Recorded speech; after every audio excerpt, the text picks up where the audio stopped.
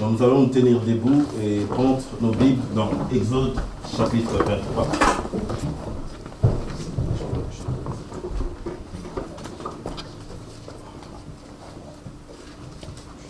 Exode chapitre 23 à partir du verset 20. Donc nous allons parler comme sujet, c'est une délivrance totale. Et les thèmes que l'on va prendre, c'est faites seulement ce que je vous dis de faire. Ou faites seulement ce que l'ange de Dieu vous dit de faire. On peut encore dire faites seulement ce que le messager de Dieu vous dit de faire. Amen. Donc quand on fait juste ce qu'il dit de faire, il y a la délivrance qui arrive. Amen. Exode 23, 22. Je pense que tout le monde a sa Bible. Donc, prenons nos Bibles, lisons. Mais si tu écoutes, donc c'est 23, 22, mais si tu écoutes sa voix, et si tu fais tout ce que je te dirai, je serai l'ennemi de tes ennemis et l'adversaire de tes adversaires. Mon ange, je crois que j'ai commencé, excusez-moi, je reviens. C'est la partie du verset 20, je reviens en arrière. Voici, j'envoie un ange devant toi pour te protéger en chemin et pour te faire arriver au lieu que j'ai préparé. Tiens-toi sur tes gardes en sa présence et écoute sa voix. Ne lui résiste point, parce qu'il ne pardonnera pas vos péchés, car mon nom est en lui. Si tu écoutes sa voix, et si tu fais tout ce que je te dirai, je serai l'ennemi de tes ennemis et l'adversaire de tes adversaires. Mon ange marchera devant toi et te conduira chez les Amoréens, les Étiens, les Phérésiens, les Cananéens, les Éviens, les Jébusiens, et je les exterminerai. On peut s'asseoir. On va prier. Dieu bien-aimé, Seigneur, nous venons vers toi, toi qui savais dès avant la fondation du monde qu'on allait se retrouver ici, Seigneur.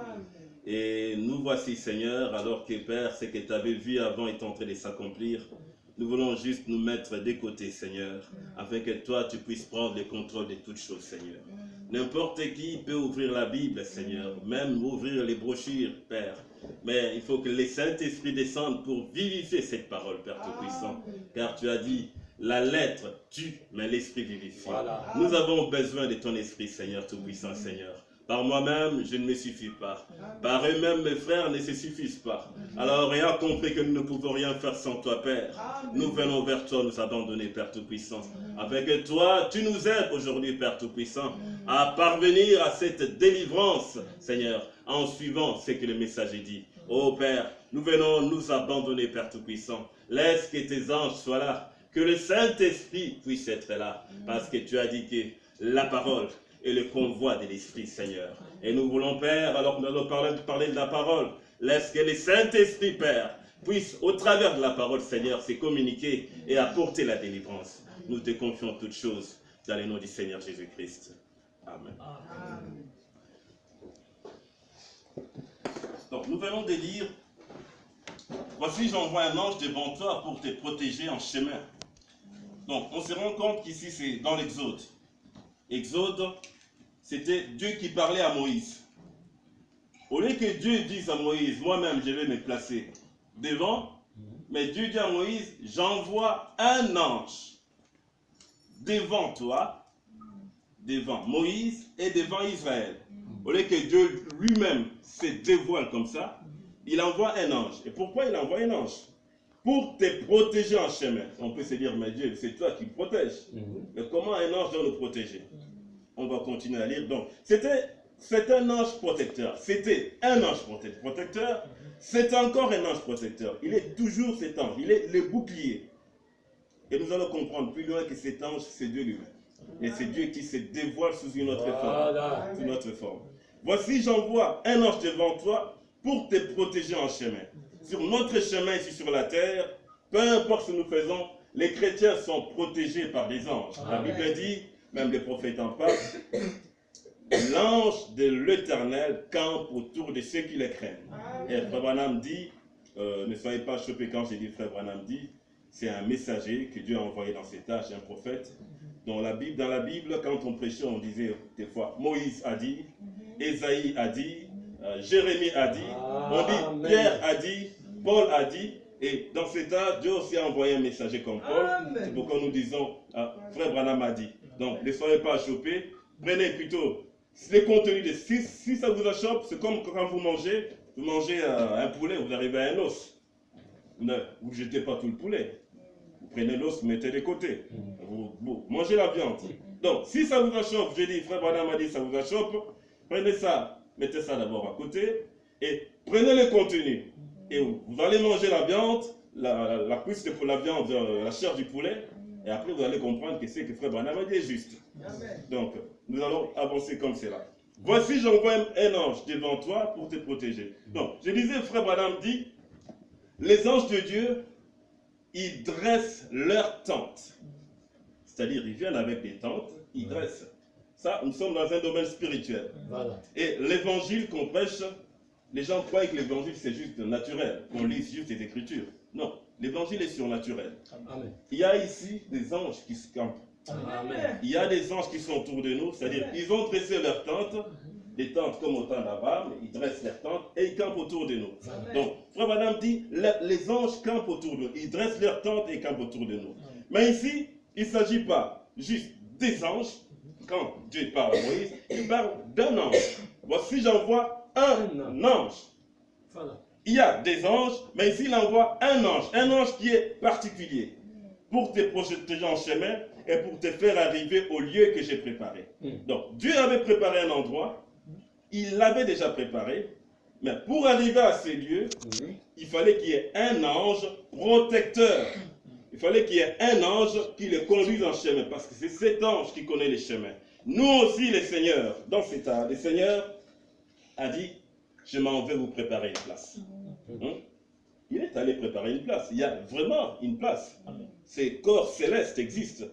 Mais il y a un ange particulier qui connaît cette demeure.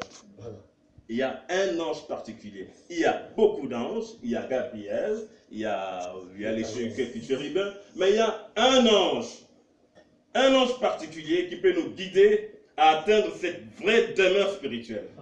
Un ange particulier. Et Dieu œuvre à travers cet ange. Et comment est-ce qu'il œuvre? Tiens-toi sur tes gardes dans sa présence. Écoute sa voix. Ne lui résiste point, parce qu'il ne pardonnera pas vos péchés. Car mon nom est en lui. Ah, c'est un ange particulier. C'est pas juste un ange comme un chérubin. Mais c'est un ange qui a le nom de Dieu.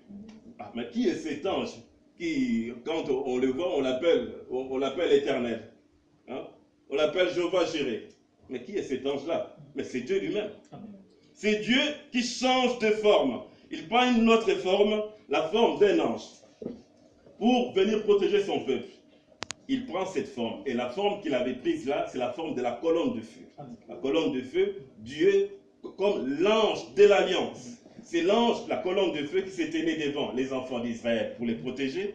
C'est la colonne de feu qu'ils connaissaient quand il fallait se lever, partir, et quand il fallait s'arrêter. Les enfants d'Israël se déplaçaient quand la colonne de feu s'est levée, ils se déplaçaient. Quand elle s'arrête, ils s'arrêtent. Donc, c'est cet ange qui connaît bien le chemin de la vie éternelle. Donc, Dieu envoie cet ange particulier, la colonne de feu, et il nous dit, tiens-toi sur tes gardes en sa présence, et écoute sa voix. Donc, on doit prêter attention à ce que la colonne de feu dit. Mais quand la colonne de feu parle, qui entend la colonne de feu? Il n'y avait qu'un homme qui entendait la colonne de feu. Au temps de Moïse, la colonne de feu était là, l'ange.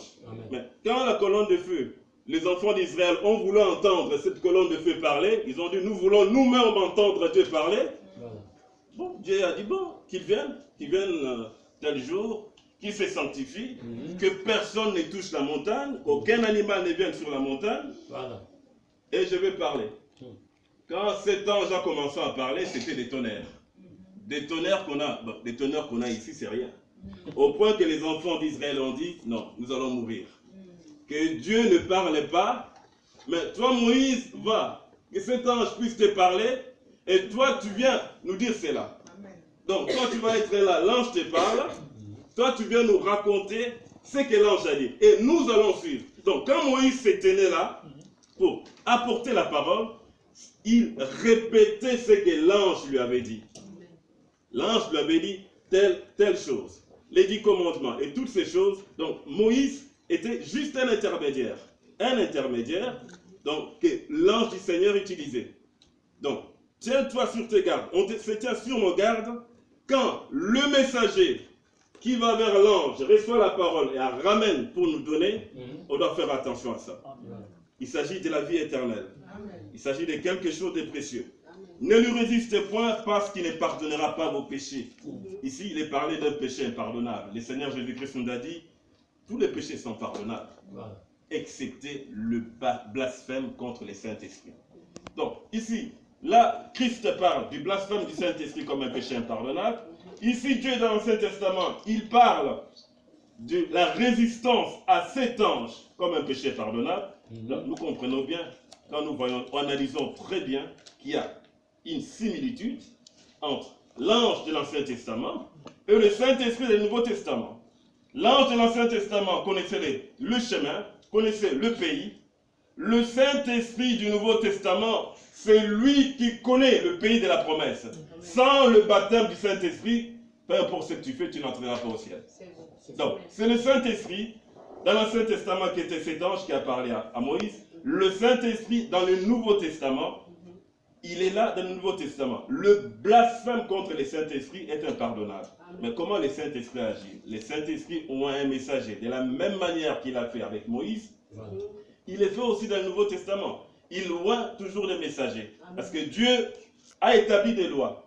Pour Dieu, avant d'agir sur la terre, il doit trouver un corps. Il trouve un homme, un corps. Sans un homme sur la terre, Dieu est incapable. Voilà. Il ne peut rien faire. Voilà. Il a établi ses lois et il suit ses lois. Dans ses lois, il dit, pour agir avec l'homme, je dois trouver un homme sur la terre.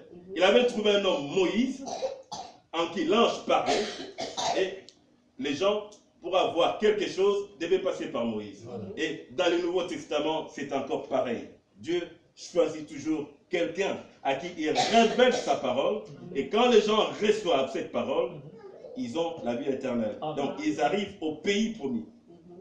Car mon nom est en lui. Voilà. Dans l'Ancien Testament, cet ange, il nous a dit que son nom est en lui, et nous savons que Dieu dit qu'il est un seul. L'éternel Dieu est un seul.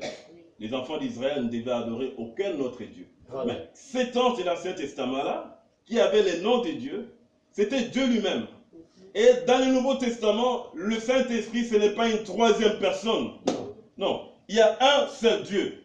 Ce Dieu s'appelle Seigneur Jésus-Christ. Et le Saint-Esprit n'est que la forme spirituelle du Seigneur Jésus-Christ. Donc, le même Seigneur Jésus-Christ, le même Saint-Esprit portant le nom de Jésus-Christ. Le Saint-Esprit est cette forme-là. Mais si tu écoutes ta voix, et si tu fais tout ce que je te dirai, je serai l'ennemi de tes ennemis et l'adversaire de tes adversaires. Oh, ça c'est une promesse bénie. Amen. Une promesse tellement bénie. Mais les promesses de Dieu sont conditionnées. Comme Frère Valam l'a dit, les promesses de Dieu sont conditionnées. Pour que Dieu puisse être l'ennemi de tes ennemis, il faut faire attention à la voix de l'ange. Il faut faire attention. C'est pourquoi il y a tant de problèmes aujourd'hui, tant de difficultés, tant d'ennuis dans les églises. Les chrétiens traversent des situations difficiles. Les gens prient, il n'y a pas de réponse. Mais revenons en arrière. Quelque part, on n'a pas écouté l'ange. Ça ne sert à rien de prier. Revenons en arrière, mettons les choses en ordre, faisons ce que Dieu dit l'ange et on va voir la solution. Amen. Parce que Dieu tient sa parole. Amen.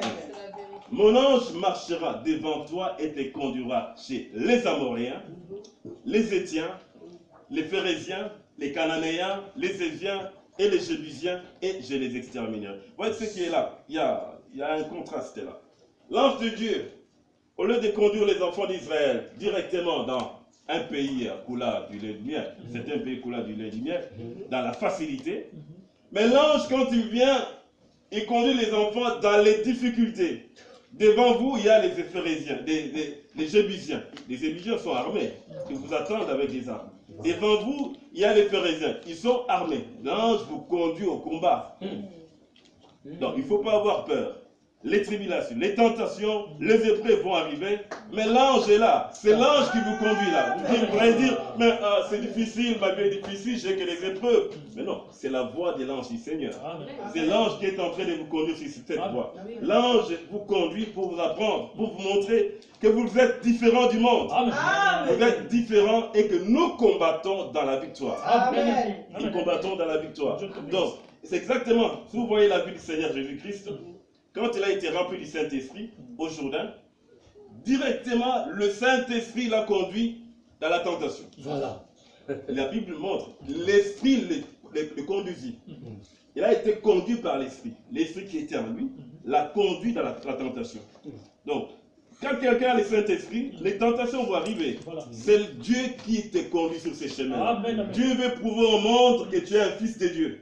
Il veut montrer au monde que tu es un fils de Dieu. L'ange connaît ces chemins. Donc, ne soyez pas figés, ne soyez pas dans la tristesse quand des choses arrivent, des difficultés arrivent. Non. Il a dit, ne vous inquiétez de rien. Parfait. Ne vous inquiétez de rien. Dieu sait toutes choses, il contente toutes choses. La seule chose à faire, faites ce que l'ange dit de faire. Faites ce que l'ange dit de faire et vous allez avoir la solution. Donc, un ange, on dit l'ange, mais c'est quoi? Le mot ange, ça veut dire quoi? Un ange, ça veut dire un envoyé. Un envoyé, c'est un ange. Donc, nous comprenons aussi c'est un envoyé. Donc, c'est Dieu qui envoie un ange. Dieu envoie un ange. Donc, chaque fois que Dieu envoie, donc, cette personne qui est envoyée, c'est un ange. Donc, cette personne, un ange, c'est une personne. Parce qu'on dit il. Donc, un ange, c'est une personne, mais une personne spirituelle. Donc, on a l'ange spirituel, un ange qui vient du ciel, l'ange céleste. On a aussi des anges qui sont terrestres. Des gens, si on prend les termes envoyés, il y a des gens que Dieu envoie qui sont dans le domaine céleste, qui arrivent. Il y a aussi des gens que Dieu envoie qui sont dans le domaine céleste, dans le domaine terrestre. Donc, domaine céleste, Dieu envoie, c'est un ange. Domaine terrestre, Dieu envoie également, cette personne, c'est un ange. L'ange céleste n'est pas plus grand que l'ange terrestre. Il n'est pas plus grand. Même l'ange derrière la chair est plus grand que l'ange qui vient du ciel.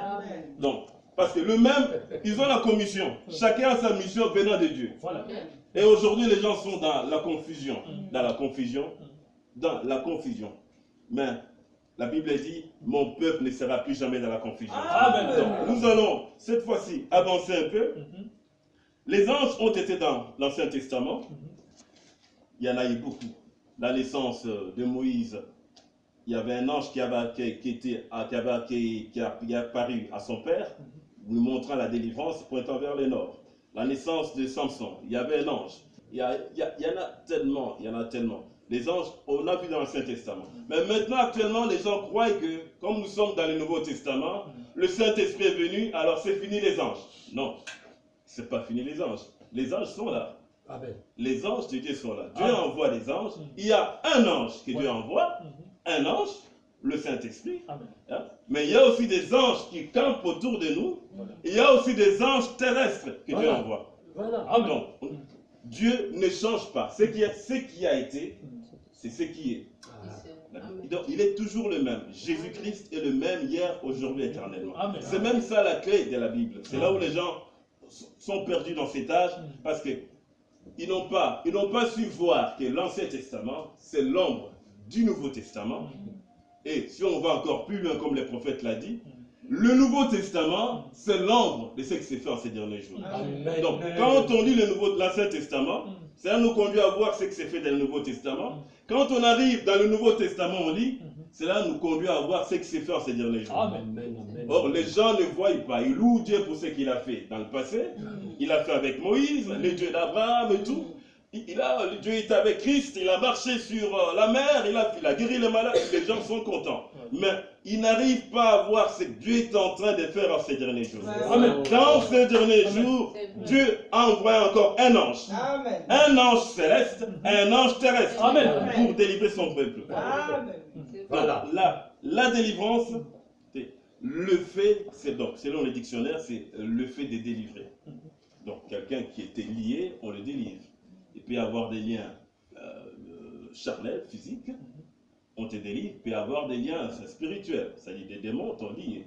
peut y avoir des maladies qui se manifestent dans la chair, et il y a une délivrance, il peut y avoir un lien dans l'âme même. Ton âme est liée, et Dieu te délivre. Donc, il y a les deux domaines donc, de la démonologie, donc, spirituelle et physique. Donc, Dieu délivre de ces deux côtés. Donc, la délivrance, c'est rendre la liberté. C'est-à-dire, si on rend la liberté, c'est que tu étais libre avant. C'est comme une restauration. Voilà. C'est-à-dire, tu étais dans une position, à un moment donné, des difficultés sont arrivées, et tu es pris au piège, tu es lié en prison, mais il faut qu'on te rende la liberté, on te ramène à l'état où tu étais avant, où tu es libre. Donc, c'est ça une délivrance. Quand Dieu envoie cet ange, c'est dans ce but-là. C'est le fait de supprimer une contrainte également. C'est-à-dire, il y a quelque chose, quelqu'un, on prend une contrainte, un esprit mauvais qui arrive, qui te contraint à faire quelque chose de mal, sans ta volonté. Tu vois, les gens sortent, ils convoitent, ou les gens qui boivent, sans leur volonté. Des fois, ils ne veulent pas, mais ils sont contraints par un esprit. Voilà. Donc, ils sont sous une contrainte. Ces gens ont besoin de la délivrance. Donc, Dieu a pourvu des moyens d'échappatoire pour cela. Amen. Donc, c'est débarrasser, ça débarrasse d'une corvée. C'est comme en Égypte. En Égypte, les enfants d'Israël étaient esclaves. Quand tu es esclave, tu fais pas ce que tu veux. Donc, on te force à faire un travail. Donc, on te fixe un nombre de prix que tu dois faire sans paille. Vouloir ou pas, tu dois les faire. Et si tu ne le fais pas, on te chicote. Donc, tu as une corvée à faire, vouloir ou pas. Donc, mais quand la délivrance vient, c'est pour nous faire sortir de toutes ces corvées. Toutes ces corvées-là. Donc, Dieu a pourvu de cela. On va lire dans le Nouveau Testament pour voir là où Dieu a utilisé les anges. Il en a utilisé dans le passé. On va se baser plus sur le nouveau et voir exactement en ces jours ce qu'il en est. Prenons Luc chapitre 1, 19.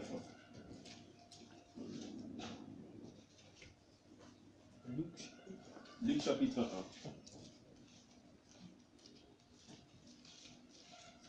À partir du verset 5.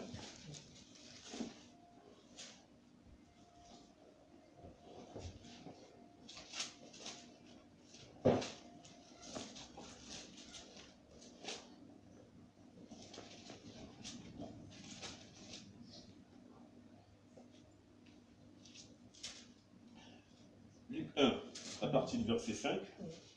Du temps d'Hérode, roi de Judée, il y avait un sacrificateur nommé Zacharie, de la classe d'Abia.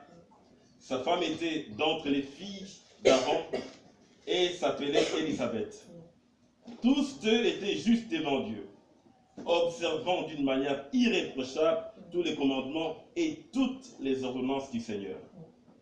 Ils n'avaient point d'enfants, parce qu'Élisabeth était stérile, et ils étaient l'un et l'autre avancés en âge. Or, pendant qu'il s'acquittait de ses fonctions devant Dieu, selon le tour de sa classe, il fut appelé par le sort, d'après la règle du sacerdoce, à entrer dans les temples du Seigneur pour offrir le parfum. Toute la multitude du peuple était dehors en prière. À l'heure du parfum, était dehors en prière à l'heure du parfum. Alors un ange du Seigneur apparut à Zacharie et s'était debout à droite de l'autel des parfums. Zacharie fut troublé en le voyant et la frayeur s'empara de lui. Mais l'ange lui dit: ne crains point, Zacharie, car ta prière a été exaucée. Ta femme Élisabeth t'enfantera un fils et tu lui donneras le nom de Jean. Il sera pour toi un sujet de joie et d'allégresse, et plusieurs se réjouiront en sa présence, en sa naissance, de sa naissance. Car il sera grand devant les seigneurs, il ne boira ni vin, ni liqueur enivrante, et il sera rempli de l'Esprit Saint de le sein de sa mère. Il ramènera plusieurs des fils d'Israël au Seigneur leur Dieu. Il marchera devant Dieu avec l'esprit et la puissance d'Élie, pour ramener les cœurs des pères vers les enfants et les rebelles à la sagesse des justes, afin de préparer au Seigneur un peuple bien disposé. Zacharie dit à l'ange: à quoi reconnaîtrai-je cela? Car je suis vieux et ma femme est avancée en âge. L'ange lui répondit: je suis Gabriel, je me tiens devant Dieu, j'ai été envoyé pour te parler et pour t'annoncer cette bonne nouvelle. Et voici, tu seras muet et tu ne pourras parler jusqu'au jour où ces choses arriveront. Parce que tu n'as pas cru à mes paroles qui s'accompliront à leur temps. Quand on lit cette écriture, c'est glorieux ce qui se passe. Ce grand sacrificateur, un homme de prière, toute sa vie, la prière. Et sa femme était stérile, il cherchait à avoir un fils. Et au moment de la réponse de la prière, Dieu envoie un ange, appelé Gabriel. Quand la réponse de la prière arrive, le sacrificateur, au lieu de croire, se met à douter. Or, nous avons lu qu'on doit faire attention à ce que dit l'ange. Il faut écouter ce que dit l'ange de Dieu. Le sacrificateur, le grand prédicateur, alors que tout le monde l'attendait, il est entré dans le lieu très saint. Ce n'est pas autorisé à tout le monde. Voilà. Il est entré, mais un sacrificateur qui est incrédule. C'est ce qui se passe dans cet âge. Beaucoup de prédicateurs sont incrédules. Ils s'éteignent à la chair, ils ne croient pas au baptême au nom de Jésus-Christ. Ils s'éteignent à la chair, ils permettent aux femmes de s'habiller n'importe comment. Ils s'éteignent à la chair, ils permettent aux femmes de prêcher. Des prédicateurs incrédules. Et ils ne croient même pas à la promesse de Dieu que Dieu a fait en ces jours. Donc, des prédicateurs incrédules, qu'est-ce que ça fait? C'est des prédicateurs muets. Ils n'ont pas la parole. Zacharie n'avait plus la parole parce qu'il avait douté de la parole de l'ange. La parole allait s'accomplir, mais lui, pour parler, il ne parlait pas. Ces mêmes prédicateurs aujourd'hui s'éteignent à la chair, ils prêchent, mais ce qu'ils disent, ce n'est pas la parole de Dieu. Il n'y a pas Dieu là, ce n'est pas la parole. Parce que Dieu a fermé la bouche. Ce qui sort, c'est un autre esprit. Si Dieu ferme la bouche, c'est qu'il y a un autre esprit qui est en train de prêcher. Donc, ce n'est pas l'esprit de Dieu. Donc, aujourd'hui, la plupart des églises sont dans cette condition. Donc, nous ne voulons pas avoir des sacrificateurs qui sont incrédules, parce que si un pasteur, ou moins un prédicateur se tient là, et qu'il est incrédule, l'incrédulité, le prophète le dit, c'est une puissance des démons. Donc, il est en train de transmettre une puissance des démons à ceux qui écoutent. Parce que ce que tu as, c'est ce que tu donnes. Si tu as une mauvaise vie, tu transmets une mauvaise vie. Voilà. Donc, celui qui doit se tenir à la chair doit être un homme consacré. Amen. Un homme de foi, qui croit la parole. Ce n'est pas quelqu'un qui doute de ce que la Bible dit. Ce n'est pas quelqu'un qui doute des promesses. Mais il a la foi dans la parole. Et quand il vient, il vous transmet la foi qu'il a. Il vous transmet l'expérience qu'il a. Il vous transmet l'esprit qu'il a. C'est pourquoi ne laissez pas n'importe qui se placer devant vous pour pécher. Il s'agit de votre vie. Il s'agit de vos âmes. Donc, nous voyons un sacrificateur. Sacrificateur que les gens entendaient, mais qui sort muet parce qu'il a douté de la parole de Dieu. Donc, ceci nous montre, nous invite à voir qu'on doit faire attention. Mais qu'est-ce qui s'est passé encore? D'un autre côté, on voit une jeune vierge appelée Marie. Vierge. Quand le même ange Gabriel lui est apparu, lui a parlé, elle n'a pas douté. Et même si je reviens en arrière, si vous lisez très bien l'écriture dans Luc 1 ici, en lisant avec les yeux naturels, vous ne verrez nulle part où Zacharie a douté. Amen. Il pose la question comment cela se fait. Voilà. Vous n'allez pas voir où il a douté. Mais il a douté dans son cœur. Voilà. La foi vient du cœur. Dans son cœur, il a douté. Dans son cœur, il dit autre chose, il pense autre chose, et de sa bouche, il dit autre chose. Amen. Dans son cœur, il doute, et de sa bouche, il dit comment cela va se faire. Donc, c'est un hypocrite. Voilà. Et Dieu ne veut pas d'hypocrite. Dieu ne veut pas d'hypocrite. Il faut que ta confession soit exactement ce qu'il y a dans ton cœur. Ça doit être pareil. Donc, nous voyons un prédicateur hypocrite, un prédicateur qui doute de la parole, qui est là, sa vie n'est pas en ordre, sa vie ne marche pas avec la parole, mais il se tient devant les gens pour prêcher. Qu'est-ce qu'on ne voit pas aujourd'hui? Des prédicateurs qui tombent avec des femmes, et puis qui se cramponnent à la chair pour prêcher. Mais frère, laisse, tu transmets un mauvais esprit aux gens. Donc, on voit un sacrificateur incrédule à la parole, mais qui est là. Ça, c'est vraiment l'esprit de la Odyssée, dans l'âge dans lequel nous vivons. Mais de l'autre côté, nous voyons une femme, une vierge appelée Marie, qui reçoit la parole de l'ange, et quand elle reçoit, elle n'est pas muette, elle continue de parler, elle va en témoigner, elle va parler à Élisabeth. Donc, on voit deux choses là. Quelqu'un qui a reçu la parole de l'ange et l'autre qui a douté. Et les fruits sont manifestes. Les fruits, chaque semence produit selon son espèce. La foi produira des résultats, l'incrédulité aussi produira des résultats. Voilà. Donc, l'incrédulité a produit qu'il était muet, qu'il ne pouvait plus parler. Voilà. Les sacrificateurs, tout le monde était un peu bêté, les sacrificateurs étaient entrés, et il sort, il commence à faire des signes, il ne parlait pas. On ne sait pas ce qui se passe. Mais d'un autre côté, on voit Marie, une fille de Dieu, une fille consacrée, qui a reçu la parole de l'ange, et ça a produit des fruits. Donc, nous remercions Dieu pour cela, et nous voulons, nous, être comme Marie. Avoir cette foi que Marie avait, la foi de croire simplement ce que les messagers disent. Donc, on n'a pas raisonné, beaucoup de choses. Les sacrificateurs de Zacharie, ils connaissaient toutes les Écritures. Il avait étudié les Écritures toute sa vie. Vous voyez, ce n'est pas une question de connaître toutes les brochures. Ce n'est pas une question de connaître toute la Bible dans la tête. Non, c'est juste croire. Croire seulement. Croire seulement. Je vous dis, la mamie qui a 90 ans, qui a l'Afrique, qui ne sait pas lire, elle ne connaît pas toutes les brochures. Mais vous lui apportez la parole, elle croit. Et Dieu est avec lui. Les problèmes arrivent quand les gens font beaucoup plus d'études, ils commencent à raisonner avec la parole. Voilà. Et là, ça ne marche pas avec Dieu. Ça ne marche pas avec Dieu. Bon, on va continuer de lire. Donc, nous avons vu ce qui s'est passé avec Zacharie, ce qui s'est passé avec Marie, mais il y a encore quelque chose de glorieux qui s'est passé.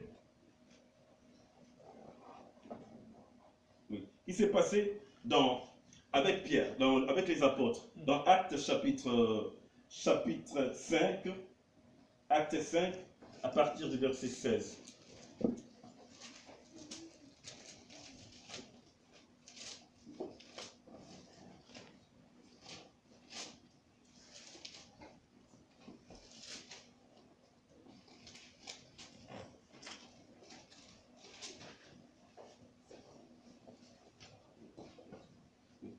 La multitude accourait aussi des villes voisines à Jérusalem, amenant des malades et des gens tourmentés par des esprits impurs, et tous étaient guéris.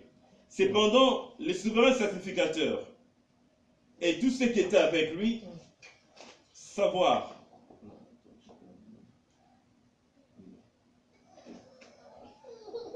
le souverain sacrificateur et tous ceux qui étaient avec lui, savoir le parti des Sadducéens, s'élevèrent remplis de jalousie, mirent sur les apôtres et mirent la main sur les apôtres et les jetèrent dans la prison. Mais un ange du Seigneur, ayant ouvert pendant la nuit les portes de la prison, les fit sortir et leur dit: allez, tenez-vous dans les tentes et annoncez au peuple toutes les paroles de cette vie. Donc nous remarquons encore ici qu'il y a dans le monde des gens qui sont religieux, qui pensent servir Dieu, mais dans leur cœur, il y a la jalousie, il y a la malice. Donc, ils trouvent plaisir à faire du mal aux enfants de Dieu. Et je vous dis, un chrétien ne peut pas persécuter un chrétien. Amen. Un frère ne peut pas amener un frère en justice. Tu ne peux pas amener un frère, peu importe combien de mal il a fait, tu ne peux pas l'amener en justice. Il y a une façon de résoudre les choses selon les enfants de Dieu. Peu importe comment la personne est tombée, remarquez bien, ce n'est pas la personne qui a fait le mal, mais c'est le diable qui l'a pris au piège. Il faut plutôt prier pour la personne. Amen. Prier pour la personne. Même si la guerre de doctrine, dans cet âge, on voit beaucoup de guerres de doctrine, qu'est-ce que ça fait dans les églises? Tel croit ça, tel croit ça, tel croit ça. Ça crée quoi? Ça crée la jalousie. Ça crée la haine. Ça crée la division. Ça crée la séparation. Et Dieu n'est pas l'auteur des divisions. Dieu sépare. Mais il n'est pas l'auteur des divisions. Dieu n'est pas l'auteur de la haine. C'est qu'il y a quelque part quelque chose qui est entré. Le même esprit qui était dans les sacrificateurs, qui amenait la jalousie, la haine pour tuer, ce même esprit est entré dans les fils de Dieu en ces derniers jours. Où certains fils de Dieu se permettent, même ceux qui se disent fils de Dieu, de mettre du poison. Donc, ils mettent du poison dans la tête d'un prédicateur. Ça, ce n'est pas l'esprit de Dieu. C'est l'esprit du diable. Donc, le même esprit, le vase s'en va, mais le même esprit continue. Le même esprit qui est avec les sacrificateurs là-bas, qui lisait la Torah, qui connaissaient la parole, mais qu'est-ce qui s'est passé? Ils ont crucifié les seigneurs de gloire.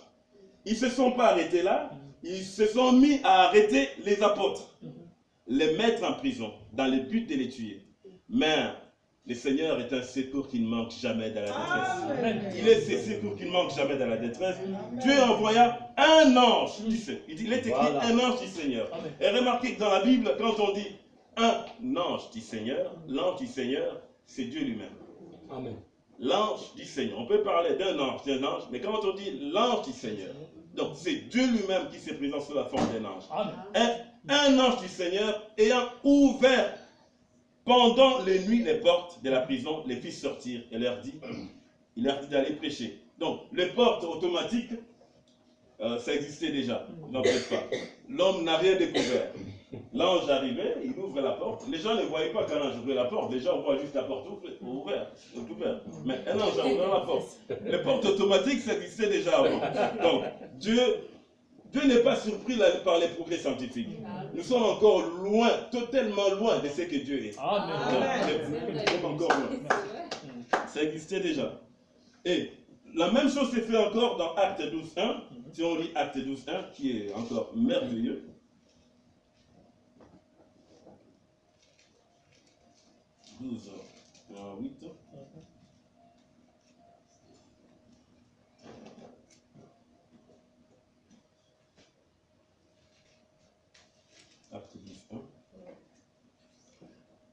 Vers le même temps, le roi Hérode s'est mis à maltraiter quelques membres de l'Église. Et il fit mourir par l'épée Jacques, frère de Jean. Voyant que cela était agréable aux Juifs, il fit encore arrêter Pierre. C'était pendant les jours de pain sans levain. Les jours de pain sans levain. Après l'avoir saisi et jeté en prison, il est mis sous la garde de 4 escouades de soldats, de 4 soldats chacune, avec l'intention de les faire comparaître devant le peuple après la Pâque. Pierre donc était gardé dans la prison et l'Église ne cessait d'adresser pour lui des prières à Dieu. Oh, la prière, c'est l'arme la plus efficace que Dieu nous a donnée. Il faut toujours prier, peu importe la situation, prier. Dieu va frayer un chemin. L'Église était en train de prier, Pierre était mis en prison, emprisonné sous la contrainte des barreaux, les mains enchaînées. La nuit qui précéda le jour où Hérode allait le faire comparaître, Pierre, lié de 2 chaînes, dormait entre 2 soldats et des sentinelles devant la porte gardaient la prison. Et voici un ange du Seigneur. Les prophètes parlent, il dit que c'était la colonne de feu qui était là. Donc, un ange du Seigneur survint et une lumière brilla dans la prison. L'ange réveilla Pierre en les frappant au côté et en disant « Lève-toi promptement ». Les chaînes tombèrent de ses mains. Et l'ange lui dit « Mets ta ceinture et tes sandales. » Et il fit ainsi. L'ange lui dit encore « Enveloppe-toi de ton manteau et suis-moi. » Donc, l'ange du Seigneur est descendu pour délivrer Pierre. Il vient pour délivrer, parce que le lendemain, si l'ange ne descendait pas, il n'y aurait rien. Il n'y aurait rien, c'est-à-dire Pierre allait être tué. Amen. C'est pourquoi, peu importe la difficulté qu'on a, peu importe, vous pensez que vous n'êtes pas nombreux. Non, Dieu n'a pas besoin d'une grande église. Dieu a besoin juste d'un homme, un homme qui a abandonné complètement Dieu. Et avec un homme, Dieu peut faire quelque chose. Et la Bible dit la prière fervente du juste a une plus grande efficacité. Donc, il faut toujours prier quand il y a des situations difficiles. Agenouillez-vous, priez. Dieu entend et répond aux prières. C'est ce que les prophètes disent. Il répond. Des fois, nous voulons que Dieu réponde selon nos pensées. Non, Dieu ne répond pas selon nos pensées. Vous priez, Dieu va répondre selon la solution la meilleure. La solution la meilleure, des fois, nous voyons passer là. Mais ce que lui donne, c'est la solution la meilleure. Et il faut prendre sa solution. Donc, l'ange descend, il dit à Pierre, il lui dit, enveloppe, il lui dit, mets ta ceinture. Mets ta ceinture, et nous nous rendons compte, si on prend la Bible, dans Isaïe 11, 5, 6, il est dit, la justice sera la ceinture de ses flancs, et la fidélité la ceinture de ses reins. Donc, il est parlé d'une ceinture. Là, dans le naturel, on dit à Pierre de prendre sa ceinture, il avait sa ceinture, mais il devait serrer sa ceinture comme il faut. Donc, Dieu nous invite aussi à prendre une ceinture. Et quand on prend cette écriture d'Ésaïe, il y a une ceinture qu'on doit porter. La ceinture de la fidélité, la ceinture de la justice. Voilà. Donc, un croyant doit avoir cette ceinture. Amen. Si vous voulez être délivré, l'ange va être là, la parole est là, mais vous devez porter cette ceinture. Amen. Porter cette ceinture de la justice. Et si on lit dans Éphésiens 6, 10 à 19, Éphésiens 6, 10 à 19, là nous allons voir les armes de Dieu que Dieu nous a données. Les armes. Les armes de Dieu. Et dans les armes de Dieu, il est parlé de la ceinture. Il y a une ceinture qu'on doit porter. La ceinture de la vérité. Lisons dans Éphésiens. Éphésiens 6, à partir de 10. Au reste, fortifiez-vous dans les seigneurs et par sa force toute puissante. Revêtez-vous de toutes les armes de Dieu afin de pouvoir tenir ferme contre le ruse du diable. Amen. Les ruses, il y en a beaucoup dans cet âge. Les ruses, c'est une mauvaise intelligence. Donc, le diable est en train de mettre des pièges partout.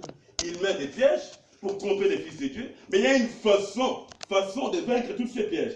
Dieu nous invite à nous revêtir de toutes les armes de Dieu. De la même manière, l'ange descendit, dit à Pierre, Saint, mets ta ceinture et tes sandales. Et l'ange continue, lui dit, enveloppe-toi de ton manteau. Il est parlé de la ceinture, des sandales et de manteau. Donc, nous allons voir dans les Écritures qu'est-ce que cela sont pour nous. Car nous n'avons pas à lutter contre la chair et le sang, mais contre les dominations, contre les autorités, contre les princes de ce monde des ténèbres, contre les esprits méchants dans les lieux célestes.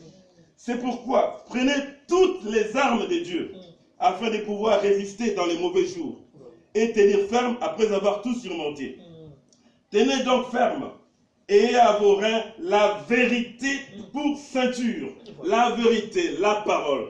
La parole est la vérité. Christ dit, Père, sanctifie-les par ta parole, car ta parole est la vérité. Donc, c'est la parole qu'on doit. Dans d'autres termes, l'ange était tenté de dire à Pierre, mais oui, prends la parole, souviens-toi de la parole. Il ne faut pas être là, affligé. Les difficultés arrivent, tu es affligé, tu es fatigué, l'air fatigué. Non, réveille-toi de la ceinture de la parole. Souviens-toi d'une écriture de la Bible. Prends une écriture. Amen. La joie du Seigneur est ma force. Amen. Donc, tu prends une écriture, tu avances avec la ceinture de la vérité. Amen. On avance comme cela et on nous dit encore, revêtez la cuirasse de la justice. Amen. Mettez pour chaussure à vos pieds le zèle que donne l'évangile de paix. De nos jours, les gens ne sont plus zélés pour l'évangile. Mais Dieu nous invite à être zélés. Des gens qui sont zélés, ardeurs, des gens qui ont l'ardeur de servir Dieu. Non pas avoir honte de parler de Jésus-Christ à ton ami. Ne pas avoir honte de chanter. Ne pas avoir honte de vivre la parole quand tu es au travail. Tu es au travail, oui, tu vis la parole. Tu vis la parole il ne fait pas ça, ne fait pas ça. Dans la parole dit, il ne faut pas aller sortir avec les gens au travail parce qu'ils ont un bal à faire après le travail et boire. Non, toi tu ne le fais pas, tu es un chrétien. Amen. Donc tu montres ta position. Amen. Donc nous devons être zélés pour les bonnes œuvres de Dieu. Donc Dieu nous invite à porter toutes ces armes pour tenir ferme. Tenir ferme. Donc c'est qu'il y a une résistance. Si on doit tenir ferme, on te dit que tiens ferme, c'est qu'il y a une résistance. Donc ce n'est pas juste une simple tentation. Le diable n'est pas juste une pensée. Le diable, il existe. Les démons existent. Et ils viennent, c'est vraiment un combat spirituel. Alors il faut tenir. La seule façon de tenir, c'est d'écouter ce que Dieu dit. Faites ce qu'il dit et vous allez vaincre les diables. Amen. Prenez aussi le casque du salut et l'épée de l'esprit qui est la parole de Dieu. Faites en tout temps par l'esprit toutes sortes de prières et de supplications. Oui. Dieu, il y a une œuvre ici, je vois, il y a déjà quelques personnes. S'il y a déjà 2 personnes, c'est beaucoup. Amen. La Bible dit, si 2 ou 3 sont ensemble en mon nom. J'ai parlé à Frère Jean-Pierre, je disais, il faut faire des réunions de prière. Vous venez, vous mettez une prédication de Frère Branham, vous écoutez, vous priez. Dans vos prières, priez que Dieu envoie quelqu'un ici. Amen. Dieu va envoyer. La Bible nous dit de prier. Faites en tout temps par l'Esprit toutes sortes de prières et de supplications. Amen. Ouais. Toutes sortes de prières. Vous priez, Dieu va répondre à son temps. Il enverra quelqu'un pour s'occuper de vous. Il enverra quelqu'un. Dieu, même pour une seule personne, Dieu peut se déplacer. Amen. Il se déplace pour une personne. Donc, et s'il y a plus d'une personne, donc quelque chose doit être fait. Pour que ça soit fait, il faut prier. Amen. Le Seigneur a dit, la moisson est grande, mais il y a peu d'ouvriers. Peu d'ouvriers. Et il continue, il dit, priez le maître de la moisson pour qu'il envoie les ouvriers. Amen. Donc il faut prier. Il faut prier de tout votre cœur et soyez sincères quand vous priez. Donc, pas des prières en l'air, pas des fois on prie, c'est juste des prières, on cite des promesses, Dieu d'Abraham, Dieu d'Éternel. Vous avez un problème, allez droit au but. Quel est le problème que vous avez? Donc ça ne sert à rien de répéter des citations, des écritures à Dieu. Dieu connaît ses écritures. Amen. Donc vous avez un problème, allez vers Dieu, dites tous les problèmes que vous avez. Et Dieu va répondre. Amen. Et le manteau. L'ange lui dit, enveloppe-toi ton manteau. Oh, donc, ça c'est glorieux. Nous avons un seul manteau dans un seul manteau. Ce manteau, c'est le baptême du Saint-Esprit. Amen. Et quand nous voyons dans l'Ancien Testament, il y avait le prophète Élie et le prophète Élisée. Élie devait partir et Élisée devait le succéder. Et il y avait un manteau que Élie avait jeté sur Élisée. Ce n'était pas, on ne devait pas ajuster le manteau ou corriger le manteau pour que ça s'adapte à Élisée. Non, on ne devait pas faire. On ne pouvait pas aller prendre un tailleur, un couturier. On dit, bon, modifier un peu ces manteaux pour que ça puisse aller à Élisée. Non, c'était pas. C'est ce qu'on fait aujourd'hui. On va acheter un habit, ça ne marche pas. On va chercher quelqu'un qui s'écoute, il arrange, il ajuste un peu. Non, là, c'était pas ça. Il fallait que Élisée s'ajuste au manteau. C'était à Élisée, si le manteau était mince, il devait maigrir. Amen. Si le manteau était un peu gros, c'est à lui de grossir. Donc, le manteau, il y a un seul manteau et il n'y a pas deux Saint-Esprit. Il y a un seul Saint-Esprit. Amen. Un seul Saint-Esprit comme le prophète l'a dit. Amen. L'apôtre Paul avait un seul manteau. Un seul manteau, un seul baptême du Saint-Esprit. Amen. Et il demandait ce manteau. C'est le seul manteau qu'il avait. Et nous avons le seul manteau que Dieu nous a laissé. C'est le baptême du Saint-Esprit. Amen. Il n'y a pas deux Saint-Esprits. C'est le Saint-Esprit dans mon frère, il fera ce que la parole dit. Amen. On ne peut pas avoir en lui le Saint-Esprit désobéir à la parole, Non, non. en l'autre le Saint-Esprit. Non, il y a quelque chose qui ne va pas. Non. Il y a un seul Saint-Esprit et Dieu nous invite à revêtir ce manteau, Amen. ces manteaux-là du baptême du Saint-Esprit, comme Élisée devait s'ajuster. S'ajuster, ça lui a pris du temps. Et jusqu'à ce qu'un jour, il s'est ajusté. Quand il a mis le manteau, c'est allé. Ça peut prendre du temps. Ça peut prendre toute une vie. Dieu n'est pas pressé. Il veut que vous vous ajustez. Ça prend du temps à Dieu de former les gens. Vous prenez Moïse. Moïse, il est né et il a été élevé dans la maison de Pharaon pendant 40 ans. Dans la maison de Pharaon, c'était un prince. Il avait l'enseignement, la plus haute enseignement. Donc, l'enseignement égyptien, et il maîtrisait toutes ces choses-là. Et avec son enseignement, il a voulu délivrer les enfants d'Israël. Mais quand il est parti, ça a créé la mort. Il a tué un Égyptien. Donc, l'enseignement qu'il avait eu, parce que c'était un maître d'arts martiaux également, l'enseignement qu'il avait eu, quand il y a eu une opposition, il a utilisé ce qu'il savait, croyant qu'avec ça, il allait délivrer les enfants d'Israël, mais cela a amené la mort. Et le jour suivant, quand il a vu deux Israéliens en train de se battre, il voulait intervenir, on lui a dit, mais tu veux nous tuer comme tu as tué l'Égyptien hier, l'autre fois. Ah, il s'est rendu compte que là, il avait un problème. On lui a dit, mais qui t'a établi juge sur nous? Donc, vous voyez, avec l'enseignement qu'il avait, il ne pouvait pas arriver à délivrer les enfants d'Israël. Il a fallu encore à Dieu 40 ans. Dieu l'a envoyé dans les déserts. Il a fui dans le désert, mais c'est Dieu qui lui a envoyé là-bas. Pendant 40 ans, Dieu l'a façonné, l'a modélé, l'a instruit. Une autre instruction, il a compris qu'il avait complètement oublié l'enseignement qu'il avait reçu en Égypte. Donc, ça prend du temps, ça peut aller vite, mais Dieu veut qu'on s'ajuste à son manteau, qu'on puisse revêtir ce manteau du baptême du Saint-Esprit. Donc, c'est ce que Dieu nous demande. Dieu nous demande.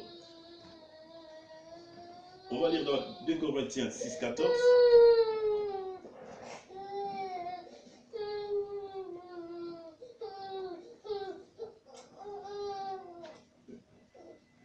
2 Corinthiens 6, 14.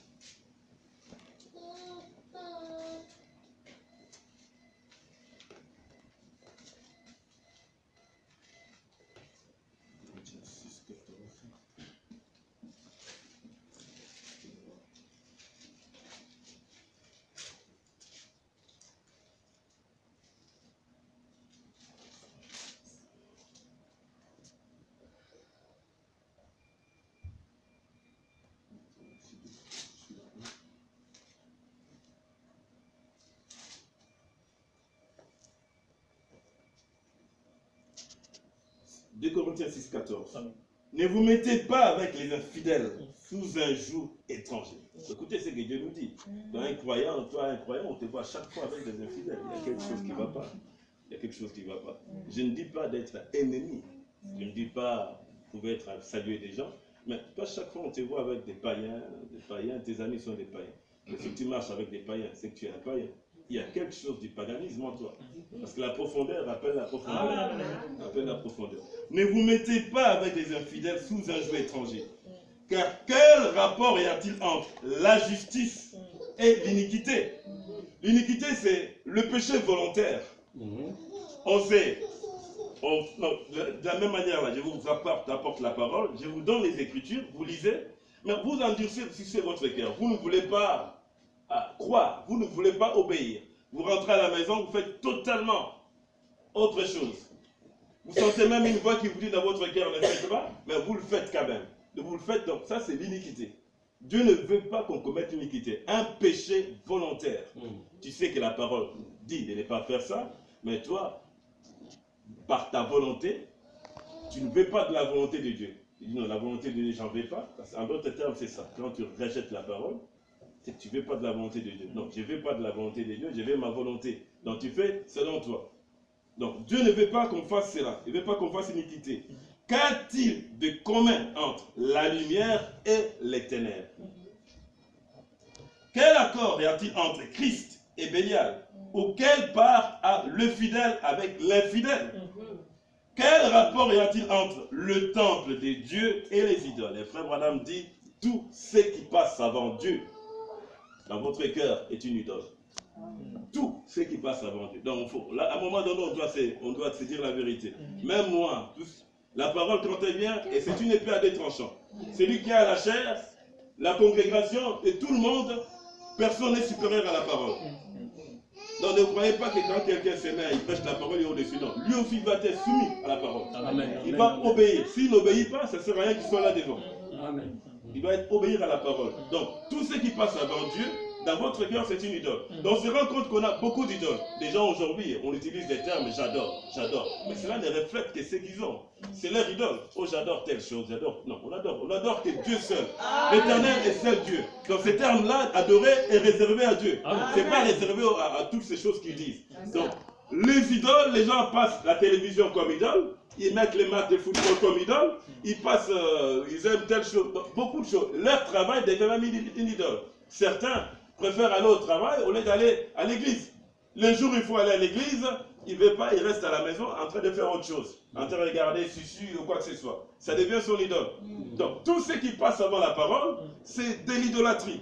Amen. Nous devons sortir de là. C'est ça la délivrance, sortir de toutes ces choses qui nous empêchent de servir Dieu. Amen. Quel accord entre Christ et Bélial? Ou quelle part a le fidèle avec l'infidèle? Quel rapport y a-t-il entre le temple de Dieu et les idoles?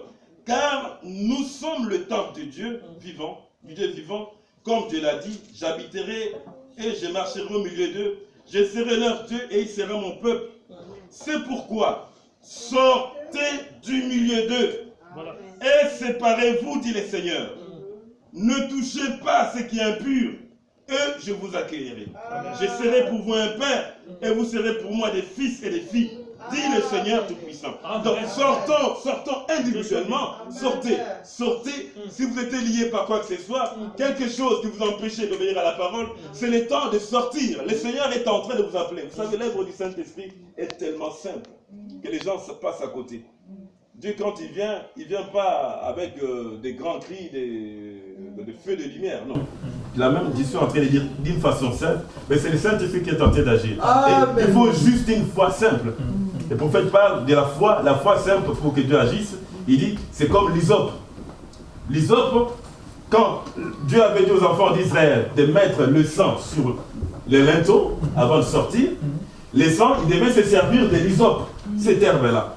Le prophète montre que l'hysope, c'était une herbe simple, une herbe qu'on trouvait partout. Et il montre que c'est la foi. La foi, c'est juste une foi simple. Dieu n'a pas, on n'a pas besoin d'une foi intellectuelle. Personne ne peut épater Dieu. C'est juste une foi simple, comme la foi d'un enfant. Un enfant, si tu lui promets, je vais t'acheter tel jouet, mais il croit.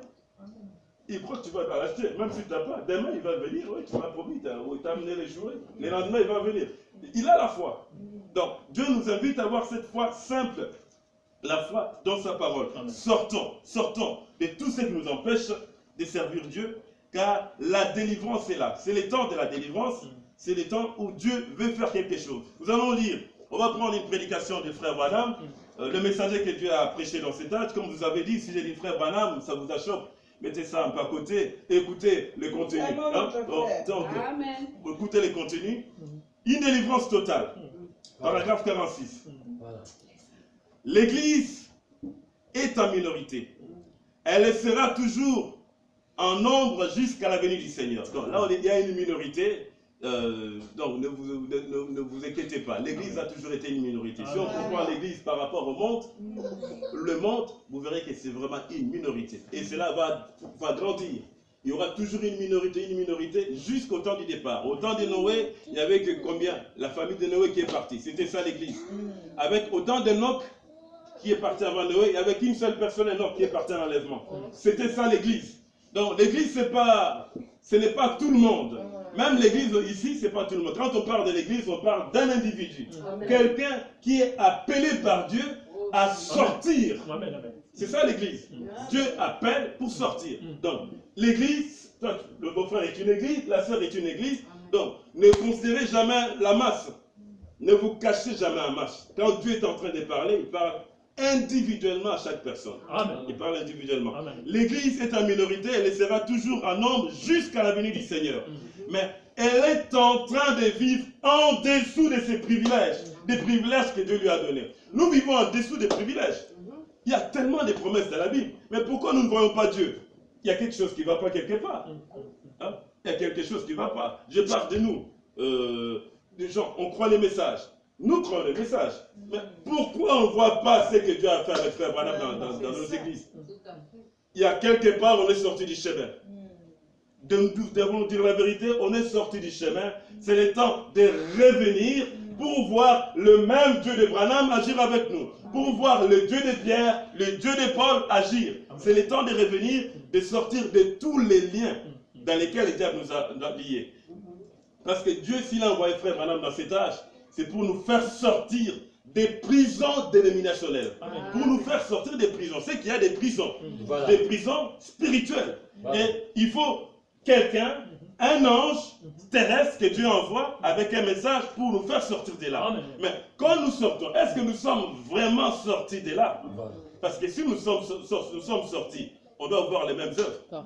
On doit avoir la même vue de Jésus-Christ. On doit avoir la même chose. Donc, que Dieu nous fasse grâce à vous et à moi, que nous puissions sortir des prisons qui nous lient. Soyons vraiment sincères, que chacun s'examine. Ça ne sert à rien de se tromper. Chacun connaît ses failles, chacun connaît ses faiblesses. Quelque part, nous avons failli. Et nous avons, vous, individuellement, moi aussi, de revenir à Dieu pour que Dieu fasse quelque chose. Si seulement nous savions que ceci est l'église du Dieu vivant, pas les Branham Tabernacle, mais les Branham Tabernacle n'en est qu'une partie. Il y a d'autres églises semblables à travers le pays. Et il y a tant d'églises de ce genre à travers le pays. Mais il semble que nous vivons tous plus ou moins en vaincus. Mais il semble que nous vivons tous plus ou moins en vaincus. Les gens vivent comme s'ils étaient vaincus. Ils ont des problèmes sans solution. Ils prient, il n'y a rien. Ah ben, mais il y a quelque chose qui ne va pas. Cet ange, s'il est là, il a promis qu'il exterminerait tout. Mais qu'est-ce qui fait que l'ange ne fait pas? Quelque part, on est sorti. Quelque part, on a baissé les barrières. On a commencé à agir comme le monde. Et le diable nous a pris dans son piège. Mais il est temps. Dieu a promis, je restaurerai. Je restaurerai. Amen. Il est temps de sortir des prisons. Amen. Il est temps de sortir. On continue dans une délivrance totale. Eh bien, Moïse, quand il a été appelé par Dieu, il était tout à fait et totalement un prophète. Quand Dieu envoie un homme pour faire quelque chose, il équipe en tout ce dont il a besoin. Si Dieu appelle un homme pour qu'il soit prédicateur, il met en lui quelque chose pour prêcher. S'il l'appelle, il l'appelle pour qu'il soit un docteur, il met en lui quelque chose pour enseigner. S'il l'appelle à être un prophète, Il met en lui quelque chose pour voir des visions et être un prophète. Dieu équipe toujours son homme. Amen. Et c'est exactement ce qu'il en fait quand il a envoyé Moïse en Égypte. Il a envoyé Moïse en Égypte, il l'avait élevé d'une certaine façon, il l'avait instruit d'une certaine façon, il l'avait modélé, il l'avait créé et il l'avait façonné. Oui, Dieu, le prophète montre ce que je vous disais là. Dieu l'avait façonné. La façon dont il était façonné en Égypte, Dieu ne voulait pas de ça. Il a envoyé 40 ans dans le désert, Dieu l'a instruit, Dieu l'a modélé, il l'a façonné à sa façon pour amener la délivrance.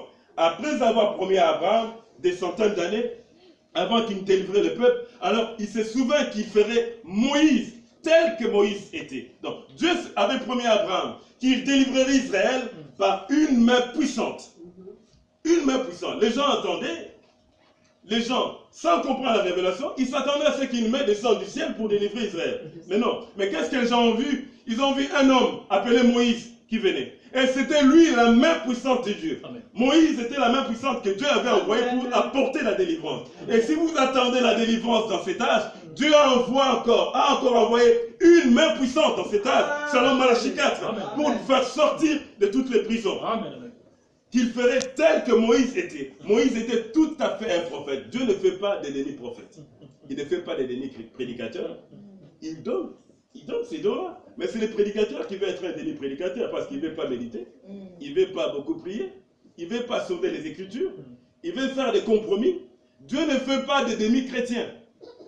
Donc quand Dieu vous appelle, il fait dans sa pensée, il a fixé dans sa parole comment pour être un chrétien. Il veut que vous soyez un chrétien, c'est selon sa parole. Mais qu'est-ce qu'on voit? Les chrétiens veulent être des demi-chrétiens. Ils veulent négliger telle écriture, telle chose, ils veulent faire des compromis par-ci par-là. Mais Dieu ne veut pas de ça. C'est juste comme vous. Si vous êtes chrétien, ça c'est paragraphe 49, si vous êtes chrétien, Dieu ne fait pas de demi-chrétiens. Dieu fait toujours des chrétiens complets. Dieu ne fait pas des demi-prédicateurs, mais les prédicateurs peuvent l'être à moitié. Dieu fait de ses enfants des chrétiens. Mais des fois, ils sont des demi-chrétiens. Mais ce n'est pas l'intention de Dieu qu'ils soient ainsi. Ce sont leurs voix qui sont mélangées avec le plan de Dieu concernant leur vie. Dieu a un plan pour chacun de vous. Pour chaque personne, Dieu a un plan. Mais qu'est-ce qui arrive? Nous avons aussi, naturellement, nous avons nos pensées. Ah, je voulais devenir tel, je vais faire telle chose, il faut que j'aille à... Bon, je prends l'exemple de frère Jean-Pierre Mali qui achète une voiture, il faut acheter telle voiture et vendre. Alors que Dieu veut qu'il fasse autre chose. Hein? Dieu, peut-être ce jour-là, il ne voulait pas qu'il ait acheté la voiture, il voulait qu'il fasse telle chose. Donc, c'est là quand nos voix sont mélangées et nous empêchent d'agir à la voix de Dieu, on devient des demi-chrétiens. Donc, Dieu ne veut pas de ça. Il veut qu'on soit des chrétiens à part entière. Un chrétien à part entière, c'est un chrétien délivré. Quand tu es à moitié, c'est que tu es lié quelque part.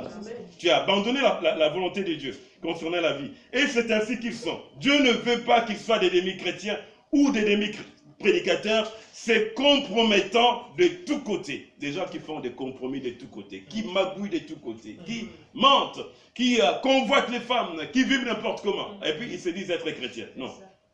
Frère, il est temps de revenir en arrière. Amen. Revenons en arrière, amen. Que Dieu fasse quelque chose. Ou il veut qu'il s'éteigne tout à fait à la brèche. Paragraphe 50. Ainsi Moïse, Dieu a fait de lui un prophète complet pour une délivrance totale. Et Moïse était complètement abandonné entre les mains de Dieu. C'est ce qu'il fut de lui, ce qu'il était. Il était si complet en Dieu que Dieu pouvait lui faire confiance. Oh, nous avons besoin que Dieu nous fasse confiance. Dieu cherche des croyants, cherche un homme à qui il doit faire confiance. Il est en train de chercher. Il cherche un mien, mais à qui je dois faire confiance? Alors pour cela, il veut apporter la délivrance. Qu'on revienne en arrière, on mette nos vies en ordre et Dieu va apporter la délivrance. Amen. Vous voulez que quelqu'un soit ici pour prêcher? Dieu va le faire. Amen. Tout est possible. Il n'y a rien de difficile pour Dieu. Il n'y a rien. Il y a quelque chose qui manque. La main de Dieu n'est pas courte pour répondre à nos prières. C'est nos péchés. Et même le péché, c'est l'incrédulité à la parole. Toutes ces choses qu'on voit, voler, mentir, tricher, convoiter, ce ne sont que des attributs. Cela montre que quelque part, tu as douté de la parole. Tu as rejeté la parole. Quand tu as rejeté la parole, cela produit des fruits. Quand tu crois la parole, il y a les fruits de l'esprit également. Il y a tout ça. Ce matin, je me demande si en tant que chrétiens, nous avons abandonné notre propre volonté. Si nous nous sommes abandonnés complètement à Dieu, au point qu'il peut nous confier la place où il nous a établis. Dieu veut faire quelque chose à mien. Il veut faire quelque chose. Mais nous devons laisser nos propres volontés. Oh, je veux telle chose, je veux telle chose. Laissons nos propres volontés. Laissons Dieu amener sa délivrance. Des fois, quand Dieu amène une délivrance, il amène contrairement à ce que les gens pensent. Les gens prient pour avoir une délivrance. Et ils prient. Quand Dieu amène à la délivrance, les gens rejettent. Et ils continuent de prier. Et des fois, comme les prophètes le montrent, c'est même les prières de ces gens-là qui demandent la délivrance qui empêchent que la délivrance arrive. Donc, nous ne devons pas nous placer à cela, comme cela. Regardez Moïse. Je prends un autre angle de Moïse. Quand il est avec sa connaissance, il est allé délivrer Israël. Il pouvait le faire. Il avait, le don était là. Le don de délivrer les enfants de Dieu. Mais quand il est allé délivrer, les gens l'ont rejeté. Qui t'a établi juge sur nous. Ceux qui voulaient, lui voulait délivrer les gens, mais ceux qui voulaient délivrer les juifs qui se battaient, ils l'ont rejeté. Les gens veulent la délivrance, mais ils rejettent. Ils ne savent pas ce qu'ils veulent. De nos jours, dans les églises, on prie pour la délivrance. Si je prends les églises de nous, ils se disent les églises du réveil, mais non pas de réveil. Ça, c'est pas un réveil. C'est juste une appellation, église du réveil. Mais quand on va dedans, des femmes s'habillent mal, les prédicateurs, ils ne prêchent même pas la parole, les musiciens, ils ne vivent pas, c'est des païens. Bon, quand j'ai dit des païens, j'étais avec eux, parce que je joue aussi de la musique. À un moment donné, j'ai joué avec les dénoms. Ils ne vivent pas la parole, ces musiciens-là. Ils chantent Jésus, Jésus, mais leur vie est en dehors de la parole. Or, Dieu ne veut pas de ça. Donc, il n'y aura pas de délivrance là-bas. Dieu veut nous apporter la délivrance. De la même manière, des fois, nous ici à Amiens, ou nous les chrétiens, nous attendons autre chose. Mais quand Dieu envoie ses délivrances, nous la rejetons. Prenez Jésus-Christ. Les disciples étaient dans la barque. Jésus-Christ leur dit, bon, allez traverser, moi je vais prier. Je vais prier. Il est monté sur la montagne en train de prier. Et les disciples, à la fin de voyager dans la barque, au milieu de la mer, 10 000 démons étaient venus pour les noyer. Il y avait la tempête partout. Ils ont tout essayé, mais ça n'allait pas. La barque commençait à s'enfoncer. Et ils commençaient à pousser des cris, ils ne savaient pas. À ce même moment, Christ descendit. Il commençait à marcher sur la mer. Quand ils ont vu Christ, la personne qui devait le délivrer, ils commençaient à crier fantôme. Oh, fantôme! Ils ont eu peur de la délivrance même qui arrivait. La délivrance qui venait. La personne qui devait venir calmer la mer, au lieu qu'ils se réjouissent, et ils croyaient que c'était un fantôme. C'est exactement aujourd'hui. Dieu, dans cet âge, a accompli ses 30, et les gens en ont fait, ils ont une épouvantail. La délivrance même qui doit arriver, la chose qui doit amener vraiment le baptême du Saint-Esprit, cette promesse-là. Mais les gens n'en veulent pas. Ils ne veulent pas de Dieu dans la chair. Ils refusent cette délivrance.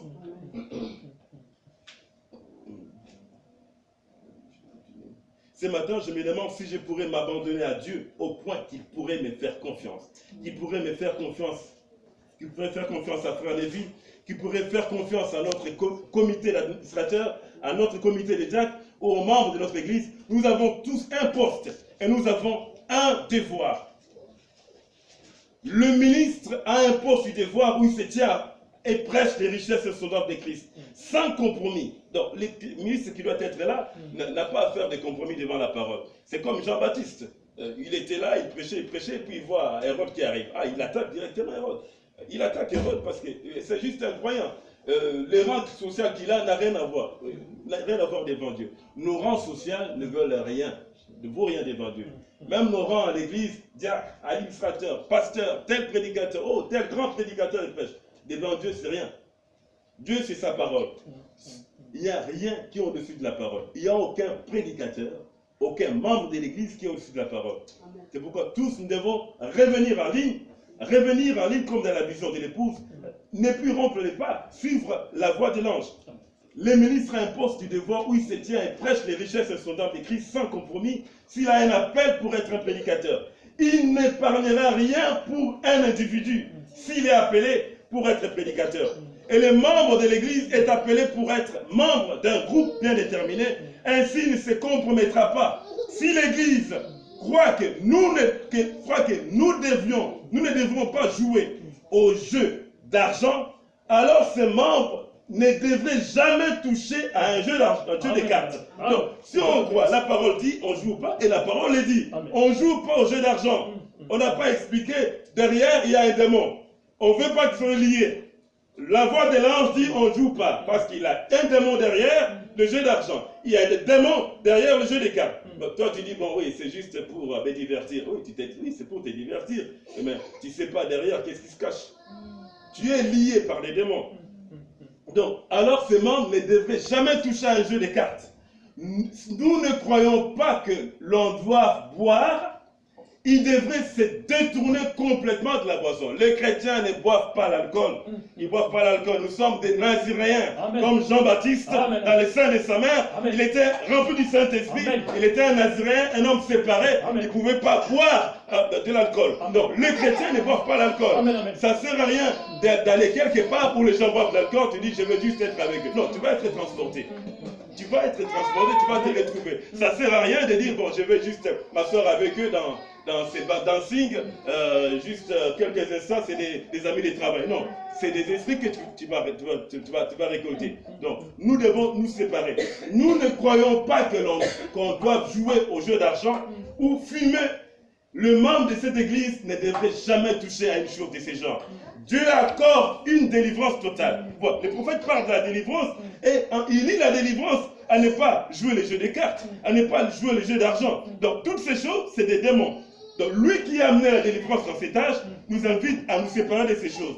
Quand il fera cela si nous nous sommes totalement abandonnés à lui. Si nous nous sommes abandonnés à lui, Dieu nous appelle à un abandon. Abandonner sa vie. Nous avons lui abandonné nos vies. Abandonner sa vie quand vous levez le matin, vous priez, vous passez. Je ne parle pas de prier 5 minutes de prière. 5 minutes de prière, c'est rien. C'est le Dieu de gloire. Vous ne vous rendez pas compte à qui vous parlez.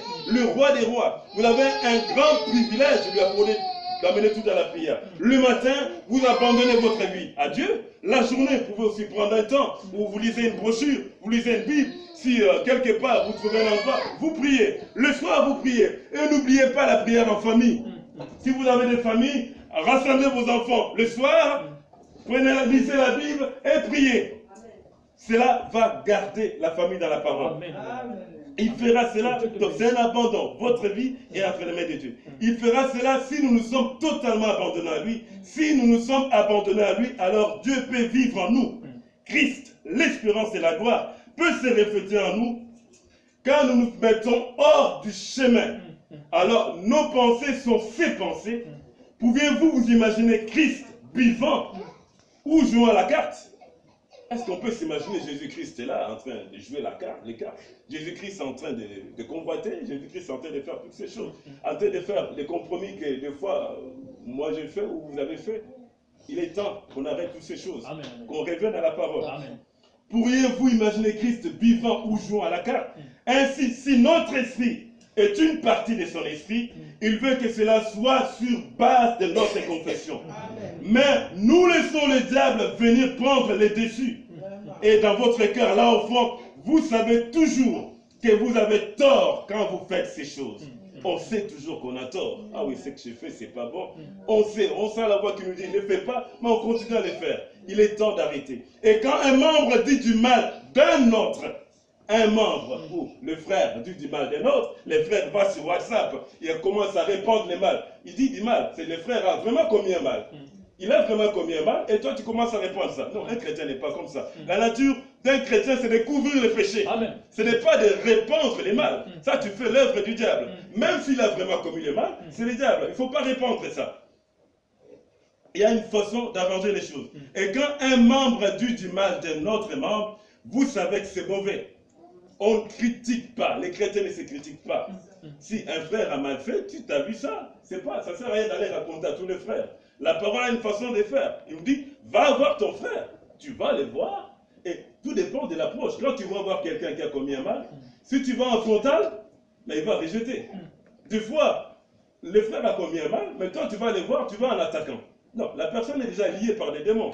Toi, quand tu vas en attaquant, il va aussi se défendre. Donc, il faut aller avec, dans la prière, dans la douceur, l'approche, parce que vous allez récupérer quelqu'un. On vous recommande de prier les uns pour les autres. Non pas de parler en mal les uns des autres, mais de vous aimer les uns les autres. Et si quelqu'un tombe, relevez-le, aidez-le. Eh bien, cela fait de nous un groupe de croyants unis. Maintenant, quand nous n'obéissons pas à cela, alors nous n'obéissons pas à Dieu. Et nous déplaisons à Dieu. Ça ne sert à rien d'aller raconter la vie sur, je ne sais pas, un chrétien qui va raconter sa vie, exposer toute sa vie sur Facebook. Qu'est-ce que tu peux faire là, Arthur, exposer ta vie sur Facebook?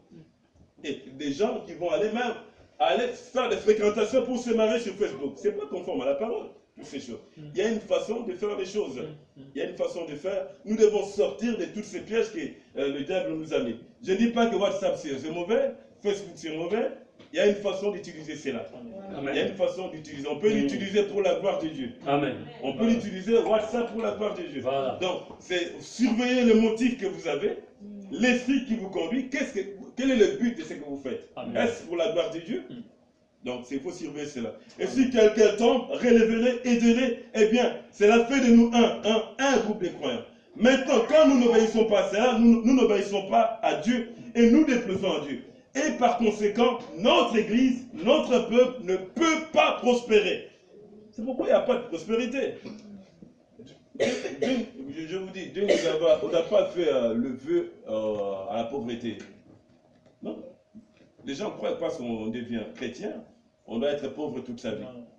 Non, on n'a pas fait un vœu à la pauvreté. La Bible dit, je voudrais que tu prospères à tous égards, comme aussi prospère à l'état de sa santé. Amen. Donc, c'est que si on ne prospère pas, l'état de notre âme n'est pas bon. C'est ça. Parce que Dieu ne ment pas. Il y a sa parole. Mettons-nous en ordre et Dieu va faire le reste. Amen. Dieu va ouvrir les portes. L'Église ne peut pas aller de l'avant parce que nous sommes définis ensemble. Comme l'a dit Jésus, un peu de levain fait lever toute la pâte. Vous prenez la pâte, juste un peu de levain vous mettez, un peu d'amertume, un peu de mensonge, un peu de critique, un peu juste d'incrédulité, ça fait lever toute la pâte. Il a fallu juste un seul mot dans le jardin d'Éden, un seul mot, pour que toute la race humaine tombe. C'était juste un seul mot que Ève avait mal placé. Et voir les conséquences actuellement. Ça nous a éloignés de Dieu. Mais maintenant, combien de mots les gens mettent de côté? Combien de mots les gens mettent de côté? Et on s'attend à se tenir devant Dieu. Il y a quelque chose qui ne va pas. Nous devons revenir à la parole. Je prends un exemple. Si un membre fait une erreur, ne le rejetez pas. Aidez-le, relevez-le. Mettez-vous ensemble et écoutez-vous les uns les autres. C'est ce que disent les Écritures. Lorsque nous commettons une erreur, présentons-nous devant Dieu.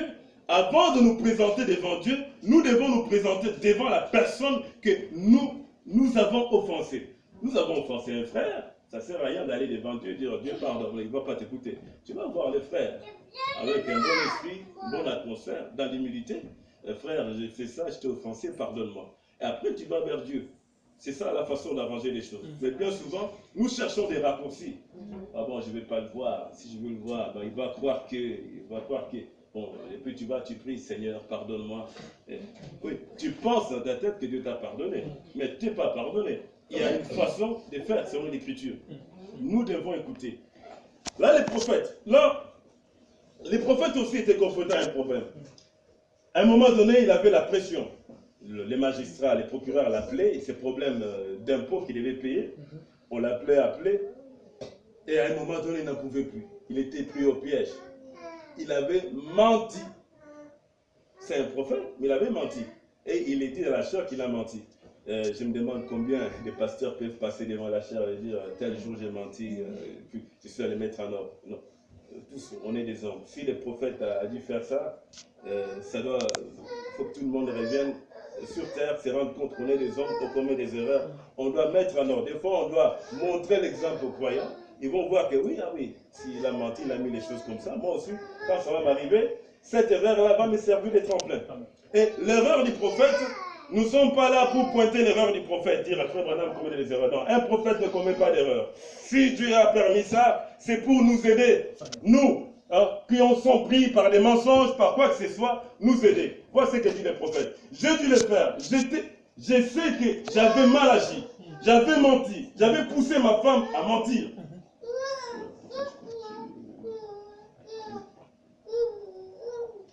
J'avais poussé ma femme à mentir. Je crois que je vous en ai parlé ici à l'église. Cela fait quelques jours. C'est récent. Cela fait à peu près 6 semaines. Les magistrats m'avaient tellement déchiré à propos de cette investigation au point que je savais à peine où j'en étais.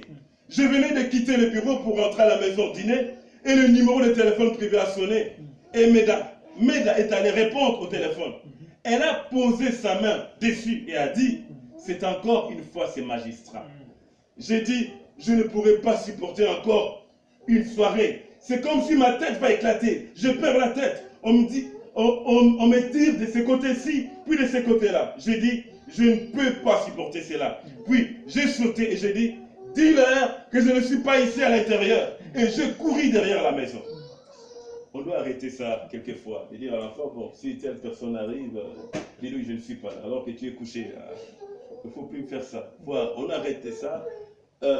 Enseigner les enfants à dire la vérité. Amen. Là, on voit le mensonge entrer dans la maison du prophète. Entrer dans la maison du prophète et il va nous montrer comment on va sortir de là. Quand je suis revenu, Meda est très sensible à ces choses. Elle m'a rencontré à la porte, à moitié en larmes. Elle a dit, Bill, était-ce la chose à faire? Nous avons besoin des femmes comme ça.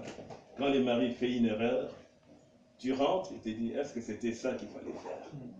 On a besoin d'une femme comme ça, une femme comme ça. Pas de femme, le mari fait une erreur, toi si tu restes, tu fais rien. C'est un homme. Il faut lui rappeler ce que c'est que tu as fait, c'était vraiment scripturaire. Même s'il boude, mais dans son cœur, il va réfléchir. Donc, on a besoin de femmes comme la sœur Meda. Était-ce la chose à faire? Vous savez ce que vous êtes. Je sais ce que je suis. J'ai dit, bien sûr, je n'étais pas à l'intérieur. Les prophètes ont voulu faire une échappatoire. Il dit, bien sûr, je n'étais pas à l'intérieur. Mais nous allons voir comment Dieu va les coincer. Bien souvent, nous croyons que nous avons raison, mais nous sommes totalement en dehors de la volonté de Dieu. Que Dieu nous aide à revenir. Amen. Dieu savait que Dieu m'avait condamné. Je savais que Dieu m'avait condamné pour cela. J'ai dit, je n'étais pas ici à l'intérieur à ce moment-là. Elle a dit, mais tu étais à l'intérieur quand il a appelé. Cet après-midi-là, je suis allé prier pour un enfant malade. Et avant de quitter la maison, le téléphone a encore sonné. Et le petit Joseph a couru prendre le téléphone. Et il a dit, papa, veux-tu que je leur dise que tu n'es pas ici? Vous voyez comment le péché corrompt. Quelle famille serait-ce finalement? Oh, le péché corrompt. Vous voyez comment le péché a commencé à corrompre la maison du prophète. Et de nos jours, le péché, par la télévision, est en train de corrompre les maisons. Les gens regardent n'importe quoi, n'importe quel film. Le péché par l'internet corrompt les maisons. Les gens vont sur n'importe quel site, et même, cela envoie des virus sur leurs ordinateurs. Mais si cela peut envoyer des virus sur l'ordinateur, vous savez combien de virus spirituels sont envoyés sur vos âmes quand vous allez sur ce site. Le péché est en train de corrompre partout. Mais nous devons sortir de là. 1 Jean, chapitre 5, verset 1 dit, si votre cœur ne vous condamne pas, alors vous avez de l'assurance devant Dieu. Mais si nos cœurs nous condamnent, comment pouvons-nous avoir de l'assurance devant Dieu? Il faut regarder son cœur. Un chrétien, tu regardes ton cœur. Si tu fais, est-ce que c'est scripturaire? Ton cœur te condamne? Si ton cœur ne te condamne pas, ça va. Mais si ton cœur te condamne, laisse, il ne faut pas le faire. Nous savons qu'aussi longtemps que nous avons péché, nous avons un péché inconfessé, il ne nous écoutera jamais. Aussi longtemps que nous avons un péché inconfessé. Il est temps pour nous de confesser nos péchés, de mettre nos vies en ordre. C'est fort, mais c'est l'Église. L'Église a besoin de ces choses. Puis, je suis parti prier pour ce bébé. Et quand je me suis mis à imposer les mains sur lui, le Seigneur m'a réprimandé et a dit, tu as menti. Tu n'es pas digne de prier pour ce bébé. Oh, ça c'est la grâce. Les prophètes haïssent cette grâce. Mais combien de prédicateurs aujourd'hui, avec leur vie mauvaise, ils viennent et ils imposent les mains sur les gens. Mais vous ne savez pas que c'est une transmission. Vous transmettez l'esprit quand vous voulez. Quel esprit vous transmettez? Vous transmettez une mauvaise vie en imposant vos mains avec vos péchés. Inconfessés, des vies qui ne sont pas en ordre, et vous allez prier pour les gens. Vous transmettez de mauvais esprits. Mais lui, les prophètes, et il n'y a pas de résultat. Les prophètes, Dieu a eu pitié de lui. C'est la grâce même. C'est la grâce même aujourd'hui quand Dieu est en train de nous parler pour mettre notre vie en ordre. Parce qu'il veut faire quelque chose. Il veut nous accorder une délivrance. Je me suis retiré d'auprès de cet homme et j'ai dit, messieurs, attendez simplement ici. J'ai quelque chose à arranger. J'ai téléphoné au magistrat, je suis allé au bureau où je l'ai fait venir. J'ai dit, écoutez messieurs, j'avais menti. J'avais poussé ma femme à mentir. Elle a dit que je n'étais pas à l'intérieur, mais j'avais couru derrière la maison. Et j'ai confessé cela et je lui en ai parlé. Il s'est approché et a posé ses mains sur mon épaule. Il a dit, frère Branham, je vous ai toujours fait confiance, mais je vous fais plus confiance maintenant, a-t-il dit. Un homme qui y est disposé à corriger ses erreurs. Vous voyez, les prophètes, il a menti et il nous montre les moyens de corriger ses mensonges. Ce n'est pas juste aller vers Dieu, parce que là, Dieu ne veut pas de lui. Dieu lui a dit que tu as menti. Il devrait retourner vers la personne qui a menti. Et remarquez encore, c'était lui qui a perdu à sa femme de dire les mensonges. C'était lui qui a fait que les mensonges est entrés. La femme, c'est la femme qui a parlé au téléphone. Mais c'était le prophète, le chef de famille, qui a dit ces mensonges. Donc, ce n'était pas à la femme d'aller voir les magistrats, mais c'était au prophète d'aller. Parce que c'était lui qui est à la base de ses péchés. C'était à lui. C'est lui qui a dit à la femme de mentir. Donc, il nous montre comment arranger. La femme est sous l'autorité de l'homme. Donc, l'homme est allé corriger l'erreur qui était là. Et ça, c'est une phase. La première partie est corrigée. Mais la deuxième partie, il devait aussi aller chez Dieu. Tu as corrigé avec la personne, mais tu vas maintenant chez Dieu te repentir. Oui, Seigneur, j'ai arrangé selon ta parole là. Maintenant, il faut me pardonner. Pardonne-moi par ta grâce. Ce n'est pas un il faut. Il n'est pas obligé. Mais c'est par grâce qu'il est fait. Donc, on le supplie pour qu'il nous pardonne. Et je lui ai parlé. J'ai dit, je me suis mis à prier pour un bébé, mais le Seigneur m'avait condamné dans mon cœur, car je savais que j'avais mal agi.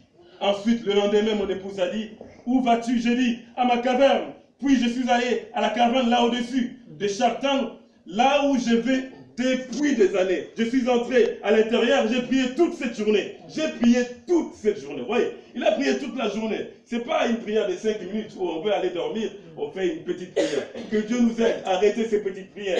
Non, Dieu a besoin de prière. La prière, c'est la respiration de l'âme. Tu prends ton temps, tu pries. Tu pries parce que tu es en train de communiquer avec Dieu. Là, pour ce péché-là, il a pris toute la journée. Ça semble être un petit mensonge, mais ce petit mensonge l'a séparé de Dieu. Il a pris toute sa journée en train de prier pour avoir la délivrance, disant, oh Dieu, ne me laisse plus faire une telle chose. Pardonne-moi Seigneur, car lorsque je mets mes mains sur les malades pour prier, alors je sens la condamnation. Aux environs de 3 heures de l'après-midi, je suis sorti. Il y a là un grand rocher, je me suis mis sur ces rochers et j'ai regardé vers l'est, les mains levées, glorifiant le Seigneur, et il faisait très calme là-bas. Alors j'ai dit, Seigneur, si seulement une fois, tu es passé près de Moïse et il a dit, quand tu l'avais caché dans le creux du rocher, que cela ressemblait au dos d'un homme. J'ai dit, Seigneur, pourrais-tu faire cela de nouveau pour me montrer que je suis pardonné? Et je dis, si tu veux bien m'aider et venir à mon esprit. J'ai dit, Seigneur, mentalement, je ne suis pas très fort, car je n'ai pas d'instruction. J'ai dit, et j'essaie de te servir. Tu connais mon cœur, et je n'aurais pas dû faire cela. Je ne voulais pas faire cela. Il me semblait que ma tête allait exploser, tellement j'étais nerveux. Et j'ai fait cela, étant dans un piège, à un moment où Satan m'avait attrapé. J'ai dit, si tu m'as pardonné, Seigneur, laisse-moi alors te voir. Et Dieu est mon juge.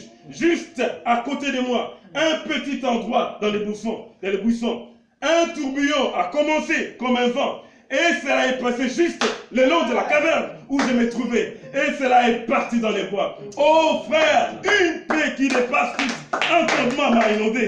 Et j'ai crié, je pleurais, j'ai hurlé. J'étais certain que mes péchés m'étaient pardonnés. Voici la voie d'être pardonné.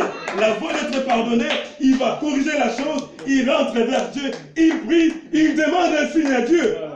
Montre-moi, fais-moi un signe que tu m'as pardonné. Notre Dieu n'est pas mort, Dieu est vivant. Dieu est vivant. Il demande un signe et Dieu lui accorde un signe et cela lui ramène la joie du salut. Vous voyez, j'étais séparé de Dieu. Je ne pouvais pas obtenir la délivrance pour le bébé. On va encore lire dans...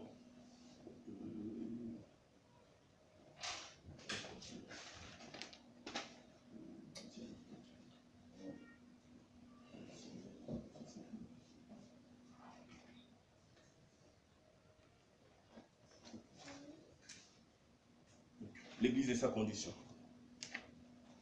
Bon, il est quelle heure? Bon, ça va. Je n'ai pas pris beaucoup de temps.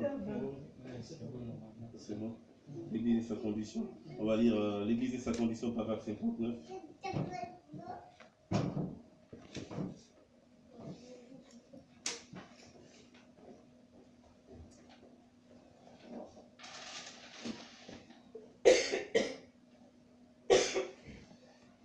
Il y a quelques années, je vais célébrer dans quelques jours la première effusion du Saint-Esprit en Amérique.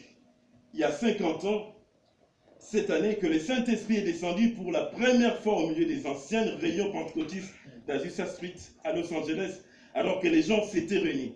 Lorsque Christ descendit parmi les gens, lorsque Christ descendit parmi ces gens, ceci était doux et paisible. Ils vivaient une vie de piété, ils vivaient une vie de sacrifice, ils étaient prêts à se soumettre, ils étaient prêts à se laisser conduire par le Saint-Esprit. Ils ne se souciaient pas de ce que disaient les gens, par exemple, qu'ils étaient vieux jeux, qu'ils étaient fous, ou quoi encore. Ils étaient prêts à se laisser conduire par le Saint-Esprit. Nous voulons être conduits par cet ange, le Saint-Esprit. Mais il faut se laisser conduire. Il faut abandonner sa propre volonté. Les chrétiens qui étaient là, ils étaient prêts à cela. Est-ce que nous sommes prêts à laisser Dieu nous conduire? Nous allons vraiment faire cela. Laissez Dieu, continuons. Mais aujourd'hui, oh là là, une houppette, une boîte de produits de beauté et une paire de shorts et dehors dans la rue, eh bien, c'est une honte. Et elles affirment avoir le Saint-Esprit. Oh, vous dites, mais j'ai parlé en langue. Oui, et le diable aussi. Oh, j'ai crié, et le diable aussi. Le diable peut imiter tout ce que Dieu possède, sauf l'amour. Il ne peut pas imiter l'amour. Donc le diable peut imiter tout. C'est ce qui se passe aujourd'hui. Les gens crient, ils parlent la langue, ils font tout, mais la vie, ça ne suit pas. Ils n'arrivent pas, ils ne se soumettent pas à Dieu. Et dans les églises des noms, il y en a même, ils disent parler en langue. Mais quand on parle en langue, les prophètes montrent le vrai parler en langue qui s'est fait au jour de la Pentecôte. Le vrai parler en langue, c'est pas ce qu'on entend aujourd'hui chez les deux noms. Shikobara, Shikobara. Non, c'est pas ça. Les gens, j'en connais. Je parle d'un exemple concret que j'ai vécu. Quelqu'un qui vit mal, qui chante. Voilà. Qui chante, un bon chanteur qui anime l'église, oui, mais qui sort avec des filles dans l'église, voilà, partout. Et puis après, qui vient, qui parle la langue, Shikobara. Pour juste faire voir aux gens qui parlent la langue. Voilà. Ce qu'il dit, c'est même pas ça. Ce qu'il dit, c'est quelque chose de réel. Donc, c'est la chose qui se passe aujourd'hui. Les gens disent parler la langue, mais non pas ça. Mais le vrai parler la langue qui s'est fait là avec les apôtres, les jours de la Pentecôte, c'était que les apôtres étaient en train de parler leur langue, mais chacun entendait dans sa langue d'origine. Comme moi, je parle français, celui-là est un Boshi, il attend un Boshi. Celui-là est un Louba, il attend à Tuluba. Celui-là est du Gabon, il attend dans sa langue. Chacun entend dans sa langue. Donc, c'était ça de parler en langue. Mais où est-ce qu'on trouve ça aujourd'hui? C'est vrai parler en langue. Il n'y en a pas. Mais c'est là, on a vu ça dans la vie du prophète Mohammed. Où il était là en train de prêcher, qu'une femme était devant lui. Il commence à parler à la femme, l'interprète, au lieu d'interpréter, il s'arrête. La femme parlait espagnol, Rebana parlait le langue. Et puis, à un moment donné, il demande à l'interprète quoi? L'interprète dit, non, tu parles espagnol. Elle comprend. Lui, il parle anglais, mais la femme écoute en espagnol. Voici le vrai parler en langue. C'est pourquoi Dieu nous a envoyé ce messager pour nous délivrer de ce faux parler en langue qu'on trouve partout. Je ne dis pas que il y a aussi un autre parler à l'âme. Il faut être équilibré. Il y a aussi un autre parler à l'âme. On peut donner une langue inconnue. C'est possible. Et il y a un interprète pour traduire. Mais ce qui s'est fait à la Pentecôte, c'était que les apôtres parlaient et chacun écoutait dans sa langue. Dans sa langue. Bientôt, vous réalisez que lorsque vous commencez à faire ces choses, vous enlevez les barrières, vous commencez à faire des compromis, et alors, il commence à y avoir des petits clans dans l'église parmi les gens, et quelqu'un dira, tu sais, le pasteur est comme ceci et comme cela, ou encore, le diacre est comme ceci et comme cela, et vous vous êtes mis à écouter ces choses. Et c'est la raison pour laquelle vous avez tant d'ennuis. Les prophètes nous montrent des ennuis que nous avons. Parce que nous sommes mis à écouter les critiques. Les gens qui critiquent les pasteurs, qui critiquent tel prédicateur, on s'est mis. Ou les gens qui sont là, des sites internet, en train de montrer les erreurs de pasteur qui s'est fait dans une telle église. C'est pas chrétien. C'est pas chrétien. Il a commis une erreur là-bas, il doit ranger là-bas. Ça ne sert à rien d'amener et de montrer cette figure devant les gens. Donc, Dieu nous amène à cela. Dès que vous manifestez l'un de ces petits accès de colère, la colombe s'envole immédiatement. C'est juste, elle ne peut pas le supporter. Sa nature est différente.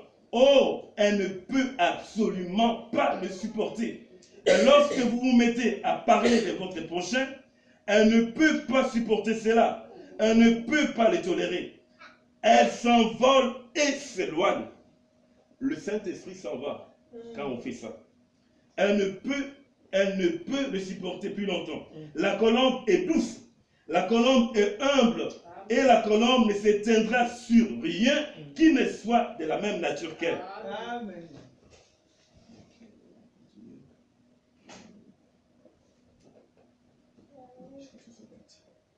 Maintenant, Dieu peut faire de vous un homme ou une femme avec une nature différente. Nous avons entendu toutes ces choses, mais Dieu veut changer notre nature, veut nous apporter cette vraie délivrance, le chemin de la délivrance pour que nous soyons libérés de toutes ces choses mondaines, de tout ce qui nous empêche, toutes ces ennuis que nous avons, qui empêchent que Dieu puisse devenir réel pour nous. Nous voulons avoir les surnaturels, nous voulons avoir des vies changées, nous voulons avoir des miracles, nous avons des difficultés, mais nous voulons voir Dieu. Alors, ces péchés, ces incrédulités, ces attributs d'incrédulité qui nous ont éloignés, Dieu veut s'en occuper maintenant au travers de sa parole. Il peut vous donner une nature différente. Vous me direz, eh bien, frère Branham, que pouvons-nous faire à ce sujet? Redevenez tout simplement un agneau. Il n'y a que deux animaux qui s'associeront, c'est la colombe et l'agneau. La colombe ne viendra pas sur autre chose qu'un agneau. Et si vous êtes devenu un bouc, alors débarrassez-vous de ces vieux esprits de bouc. C'est juste. Si vous êtes devenu quelque chose d'autre, débarrassez-vous-en. Si vous commettez, vous commencez à devenir cancanier. Donc on doit se débarrasser. On se débarrasse de cela au moyen de la repentance. On se répand. Le premier message que Jean-Baptiste a prêché, c'était répentez-vous. Répentez-vous. Le premier message que les apôtres ont prêché à la Pentecôte, c'était répentez-vous. Et ce message tient toujours. La repentance tient toujours. On se répand pour accéder à la bénédiction de Dieu. Amen. Une fois, j'ai prêché de toutes mes forces dans une certaine ville, et il y avait là des milliers de gens. Puis j'ai fait un appel à l'autel. Je pensais avoir couvert le péché sous toutes ses formes. Comme là, peut-être je pense avoir couvert le péché, mais peut-être qu'il y a des péchés qui restent. Il y a des attributs de péché que je n'ai pas dit. Même si je n'ai pas dit, vous savez dans votre cœur qu'est-ce que vous faites. Donc il faut se repentir et mettre votre vie en ordre. J'avais mentionné tout ce qui me venait à l'esprit. Ce soir-là, une fois les services terminés, une femme, l'air bien prude, passa près de moi et me dit, eh bien, frère Branham, je suis vraiment contente que vous ne m'ayez pas touché ce soir. J'ai pensé, eh bien, ça doit être une vraie chrétienne. Elle me dit, vous ne m'avez pas touché ce soir. J'ai dit, eh bien, cela me fait plaisir d'entendre cela. Madame, vous devez être proche du royaume de Dieu. Peut-être je ne vous ai pas touché ce soir. Mais cela ne veut pas dire que vous êtes proche du royaume de Dieu. Chacun de nous doit faire un examen de conscience. Un examen de conscience pour revenir à Dieu. Pour revenir à Dieu. Car nous avons besoin de revenir, d'ajuster nos vies, afin que nos vies soient réellement la parole. Nous avons besoin de Dieu. On va voir un dernier point. Frère Branham a amené, il est allé quelque part pour prier pour les malades, il y avait des malades, et il a trouvé une jeune fille qui était là, qui était bien, qui ne semblait pas être malade, mais la fille lui dit, je suis malade. Frère Branham ne comprenait pas, mais quelle maladie? Et plus tard, il a saisi, ce n'était pas une maladie naturelle, c'était une maladie spirituelle. Et on va lire ça. Je suis entré dans une pièce, il n'y a pas longtemps, il y a environ, les aveugles étaient couchés là, et tous entrés là. Et dès que nous avons fermé la porte, j'ai regardé, et une jolie fille était assise là. On dirait qu'elle ferait une idole pour n'importe quel homme, mais je savais qu'elle devrait. J'ai baissé les yeux et j'ai dit, où est votre? Elle a dit, je suis une malade. Une malade? Je l'ai regardé, je ne pouvais pas déceler un. Je me suis donc dit que je m'asserais pour lui parler. Elle a demandé, êtes-vous un peu surpris? J'ai répondu, oui madame. Avec tous ces gens qui sont ici, il y avait des boiteux, des tout, mais elle était en forme. Elle a dit, bien, frère Branham, je veux vous raconter mon histoire. J'ai dit, d'accord. Elle s'est mise à parler, elle a dit, quand j'étais petit, elle a dit, je suis une fois sortie avec un groupe de filles et j'ai fumé. Et elles m'ont amené à fumer et à boire. Elle était petite et une fois, elle est sortie. Il faut faire attention, surveillez avec qui votre enfant est ami à l'école. Surveillez avec qui, parce que les mauvais amis corrompent les autres. Même nous, les grands, surveillez avec qui vous sortez, avec qui vous êtes amis. Parce que ça transmet des esprits. Et cette fille était une bonne fille, mais c'est juste cette compagnie a fait qu'elle a commencé à sortir et elle a fumé. Ils m'ont amené à fumer et à boire. On était sortis avec un groupe de garçons. J'étais devenu une ivrogneuse professionnelle, buvant beaucoup. Et elle a dit, quand j'ai commencé à boire, à fumer, alors je me suis mise à faire la prostitution dans la rue. Elle vendait ses vertus. Il y a 3 vertus qu'une femme doit garder. La féminité sacrée, la maternité sacrée, la virginité sacrée. Mais cette femme était en train de vendre ses vertus. Elle a dit, on m'a prise, on m'a placée dans le foyer du bon berger. Et elle a dit, quand j'avais entendu la prédication là-bas, et elle a dit, naturellement, quand j'étais là-bas, j'étais obligé de bien me comporter. Et elle a dit, une fois sortie, j'ai du coup repris ce que je faisais. On l'a mis dans un foyer. Dans le foyer, il y avait un prédicateur qui prêchait. Oui, elle a entendu la prédication. Mais la prédication n'a rien fait pour elle. Ne l'a pas transformée. Quand elle est sortie, elle a repris. Beaucoup de gens écoutent la parole, ils viennent à l'église, ils écoutent la prédication, mais il n'y a pas de changement. Il n'y a pas de changement. On rentre faire exactement la même chose. La même chose même qui a été prêchée contre, on rentre le faire. C'est ce que faisait cette fille. Elle a écouté la parole, mais il y avait quelque chose qui était au-dessus d'elle. C'était quelque chose qu'elle n'arrivait pas. La prédication, l'évangile ne vient pas en parole seulement, mais elle vient par la démonstration de la puissance de Dieu. Donc quand l'évangile vient, ça c'est la parole, c'est la lettre, mais il faut que l'esprit vienne vérifier cette parole en vous. Il faut que l'esprit prenne cette parole, la fasse entrer dans votre cœur pour vous accorder la délivrance. Elle avait entendu la parole, mais la prédication n'avait rien fait. Elle a dit ensuite, la police m'a attrapé et m'a condamné à 2 ans de servitude pénale dans une prison pour femmes. Et elle a dit, ensuite je suis encore sorti. Et elle a dit, on m'a conseillé de... Certaines personnes ont dit que je devais aller à l'église. Une autre église, chez les protestants. Et ils m'ont dit d'aller à cette église protestante. Elle a dit, je l'ai fait. Je suis allé. J'ai adhéré à l'église protestante. Et elle a cité le nom de cette église. Je sortais et j'avais les mêmes désirs auparavant. Elle change d'église. Elle va à l'église avec un grand prédicateur, mais la chose ne part pas. Le péché ne part pas, la même nature ne part pas. Prédication après prédication, c'est la reste. Et vous, entre vous et moi, vous savez ce qui vous lie. Prédication après prédication, c'est des natures que vous avez, qui vous empêchent de mettre totalement la parole ne part pas. Et le Seigneur veut faire quelque chose aujourd'hui. J'ai adhéré à l'église protestante, elle l'a fait, et elle a cité le nom de cette église. J'ai sorti et j'avais les mêmes désirs qu'auparavant. Elle a dit, j'ai essayé, j'ai prié. J'ai crié, frère Branham. Elle a dit, j'ai fait tout ce que je savais. Et j'ai essayé tout ce ce que n'importe qui me disait. Mais a-t-elle dit, je n'arrive tout simplement pas à m'empêcher. Elle avait tout fait. Peut-être que vous avez tout fait. Vous avez prié, mais la chose ne part pas. Mais Jésus-Christ est ici pour vous accorder une grande délivrance.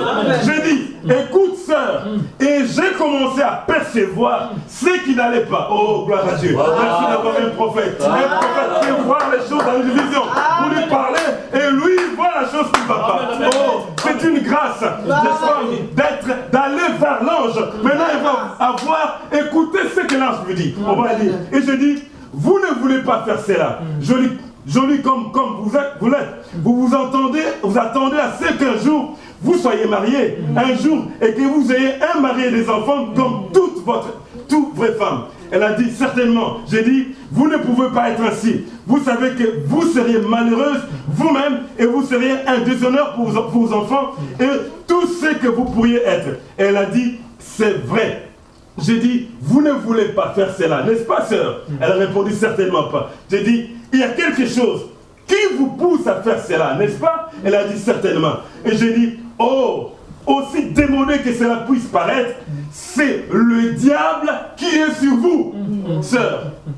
C'est le diable qui est sur lui, sur elle, ou peut-être sur moi, mais je ne veux pas qu'il soit sur moi. Je ne veux pas qu'il soit sur vous. Amen. Eh bien, votre médecin pourrait me croire, pourrait ne pas croire à cela, ainsi les autres.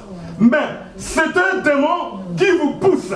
Il vous contraint à faire cela contre votre volonté. Nous avons vu dans la définition de la délivrance, c'est libérer d'une contrainte. Il y a une contrainte, un esprit impur qui vous contraint à faire le mal, qui vous contraint à faire telle chose contre la parole et contre votre volonté. Vous avez prié, mais ça ne passe pas. Mais Dieu a envoyé Malachie 4 dans cet âge. Il a envoyé Malachie 4 pour nous faire sortir des prisons de l'enfer. Elle a dit, c'est juste. Elle a dit, j'ai toujours pensé que c'était vrai. Et je dis, écoutez maintenant, si vous croyez au Seigneur et que vous priez Dieu, elle a dit, je fais déjà cela, frère. Je dis, je ne parle pas de ce que vous avez fait. Amen. Je ne parle pas de ce que vous avez fait. Vous avez prié, vous avez tout essayé, ça n'a pas tenu. Maintenant, je ne parle pas de ça. Oubliez ce que vous avez fait. On va écouter ce que l'ange dit. Je veux dire maintenant, je ne parle pas de ce que vous avez fait. Je veux dire maintenant, faites seulement ce que je vous demande de faire. Amen. Et vous serez délivrés de cela. Faisons simplement ce que Frère Branham dit. Cela paraît simple. Suivons ce que le prophète dit et nous serons délivrés. Je vais dire maintenant, faites seulement ce que je vous demande de faire. Amen. Et vous serez délivrés. Amen. Vous voulez une délivrance pas parfaite? Suivez le message. Le message a pour cette délivrance. Amen. Elle a dit, eh bien, pouvez-vous me délivrer? J'ai dit, non, madame. Seul Jésus-Christ peut vous délivrer. Et le Seigneur est ici pour vous délivrer. Il a dit, bien, je suis déjà venu à lui pour lui donner ma vie. J'ai dit, sœur, un instant, voulez-vous, faites seulement ce que je vous dis de faire. Le voulez-vous? Elle a dit, j'ai dit, prions maintenant. Et nous sommes agenouillés. Et nous avons prié. Elle pleurait. Elle s'est relevée. Après quelques minutes, elle a dit, mais frère Branham, je veux sortir ce soir. Elle a dit, je vais essayer de mon mieux. J'ai dit, non. Vous allez encore du coup y retourner. Voyez-vous, j'ai dit, ce n'est pas terminé. Ils ont prié la première fois. La femme avait le même désir. Elle dit, mais je vais encore retourner. Frère Branham m'a dit, non, c'est pas terminé. Il va continuer de prier. La parole nous dit, il faut toujours prier. Et ne pas se lasser. Frère Branham continue la prière. La première prière était finie. La femme n'est pas délivrée. Frère Branham continue la prière. Elle a dit, mais j'ai fait tout ce que je pouvais faire. J'ai dit, pourtant, ce n'est pas encore la chose, sœur. Il faut qu'il ait quelque chose qui vous débarrasse de cette nature urgente. C'est vraiment quelque chose. La présence de Dieu vient, elle vient vous débarrasser. Amen.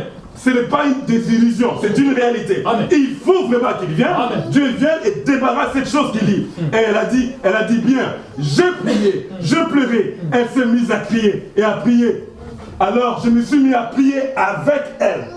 Frère Branham s'est mis à prier avec elle, demandant à Dieu de faire que ces démons la libèrent. Et pendant que je le faisais et lui imposais les mains, je suis resté là calme. Et elle, la tête baissée comme ceci pendant quelques minutes, elle s'est directement retournée. Elle m'a regardé avec des très gros yeux doux. Elle a dit, Frère Branham, quelque chose est arrivé. J'ai dit, maintenant, c'est terminé. C'est vrai, c'est terminé maintenant. Elle a dit, je sens vraiment bien.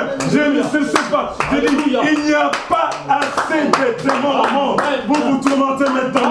Si vous continuez, que maintenant, ça fait plus d'une année. Et je peux vous dire aujourd'hui, il n'y a pas assez de démons. Vous vous liez, nous allons nous tenir debout et prier.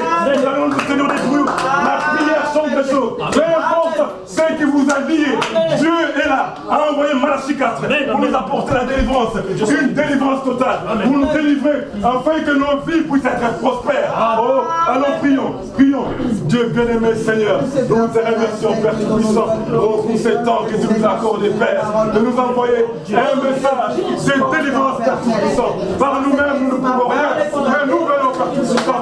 Nous avons chacun de nous besoin d'une délivrance totale, Père Tout-Puissant. Nous avons besoin d'un changement. Oh, Jésus-Christ, nous venons vers toi. Viens, change nos vies, Père. Change de vie.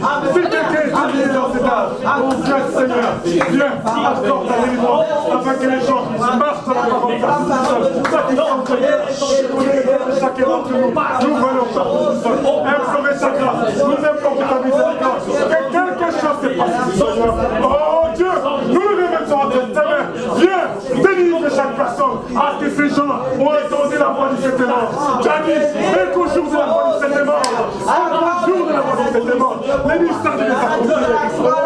Nous voulons être délivrés, Seigneur.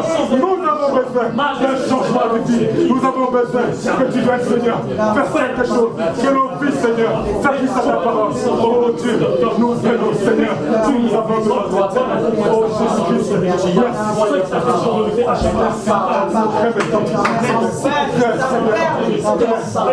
Prends le contrôle. Prends le contrôle total. Au nom de Jésus.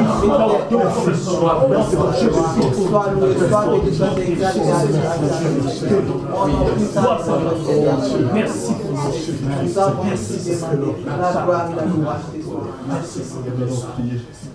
Dieu bien-aimé, Seigneur Jésus-Christ, nous avons écouté ta parole, Père Tout-Puissant, Seigneur.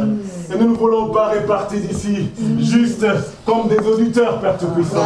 Oh Dieu Père, la parole ne rentre pas à toi sans avoir accompli avec succès ce pour lequel elle est destinée. Cette parole, cette prédication de la délivrance, elle est là pour nous faire sortir de toutes les prisons du diable, Père Tout-Puissant.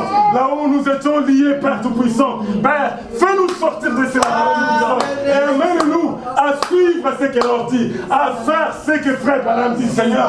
C'est la seule manière d'arriver à la délivrance. Comme cette femme, des fois nous étions liés, nous avons essayé de prier, nous avons prié pour telle chose, mais la délivrance n'est pas arrivée, Seigneur. Nous avons essayé par nous-mêmes, mais nous venons vers toi aujourd'hui, Père. Nous voulons faire ce que l'ange dit. Nous voulons cette fois faire ce que l'ange dit, Père. Faire exactement ce qu'elle a dit pour arriver à la délivrance. Oh Dieu bien-aimé, bénis ton peuple ici, un mien. Bénis tout le monde. Accorde à chacun selon le désir de son cœur. Oh Dieu, bénis tes enfants d'une façon spirituelle, d'une façon financière, Père Tout-Puissant. Fais que leurs affaires, leur travail prospèrent, Seigneur Tout-Puissant. Et ouvre alors une voie pour que le message soit prêché dans cette vie, Père. Toi, ils ont ce désir que l'œuvre de Dieu soit ici. Oh, il n'y a pas de hasard, Seigneur. Oh Père, c'est toi qui sondes les cœurs. Le désir, c'est ça qui les donne, Seigneur. Tu as senti cette profondeur en eux. Et la profondeur appelle la profondeur. Accorde-le, Père Tout-Puissant. Cette délivrance totale. La délivrance d'envoyer un homme de Dieu ici, Seigneur, qui se tiendra à la brèche, qui prêchera ce message sans compromis, Seigneur. Nous remettons toutes choses entre tes mains. Béni sois-tu pour tout, Père. Merci pour ta grâce. Merci pour ce temps de communion. Dans le nom du Seigneur Jésus-Christ, nous prions. Amen. Amen.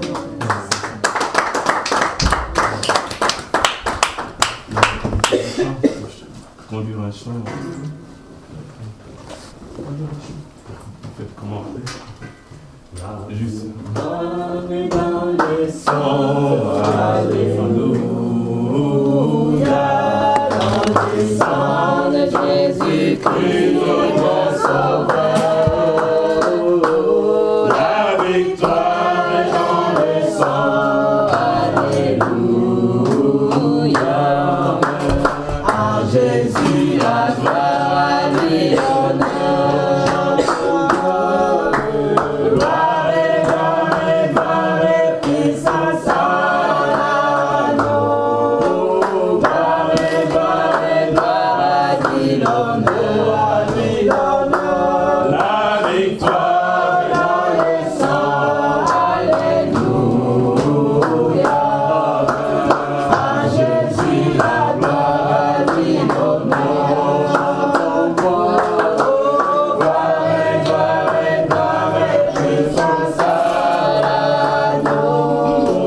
Gloire et gloire, à lui l'honneur, à lui l'honneur. La victoire est dans le sang. Alléluia.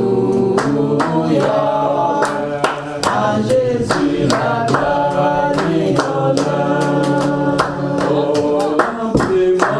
chaque jour l'amour, comme je marche avec la colombe, laisse-moi marcher toujours avec joie et sourire. Remplis-moi chaque jour d'amour. Pour la fin de la course, la fin de mon voyage, habiter au ciel chez moi. Que je chante la béni sur la route vers la vie. Remplis-moi chaque jour d'amour. Remplis-moi chaque jour d'amour. Comme je marche avec la colombe, laisse-moi marcher toujours avec joie et sourire. Remplis-moi chaque jour d'amour.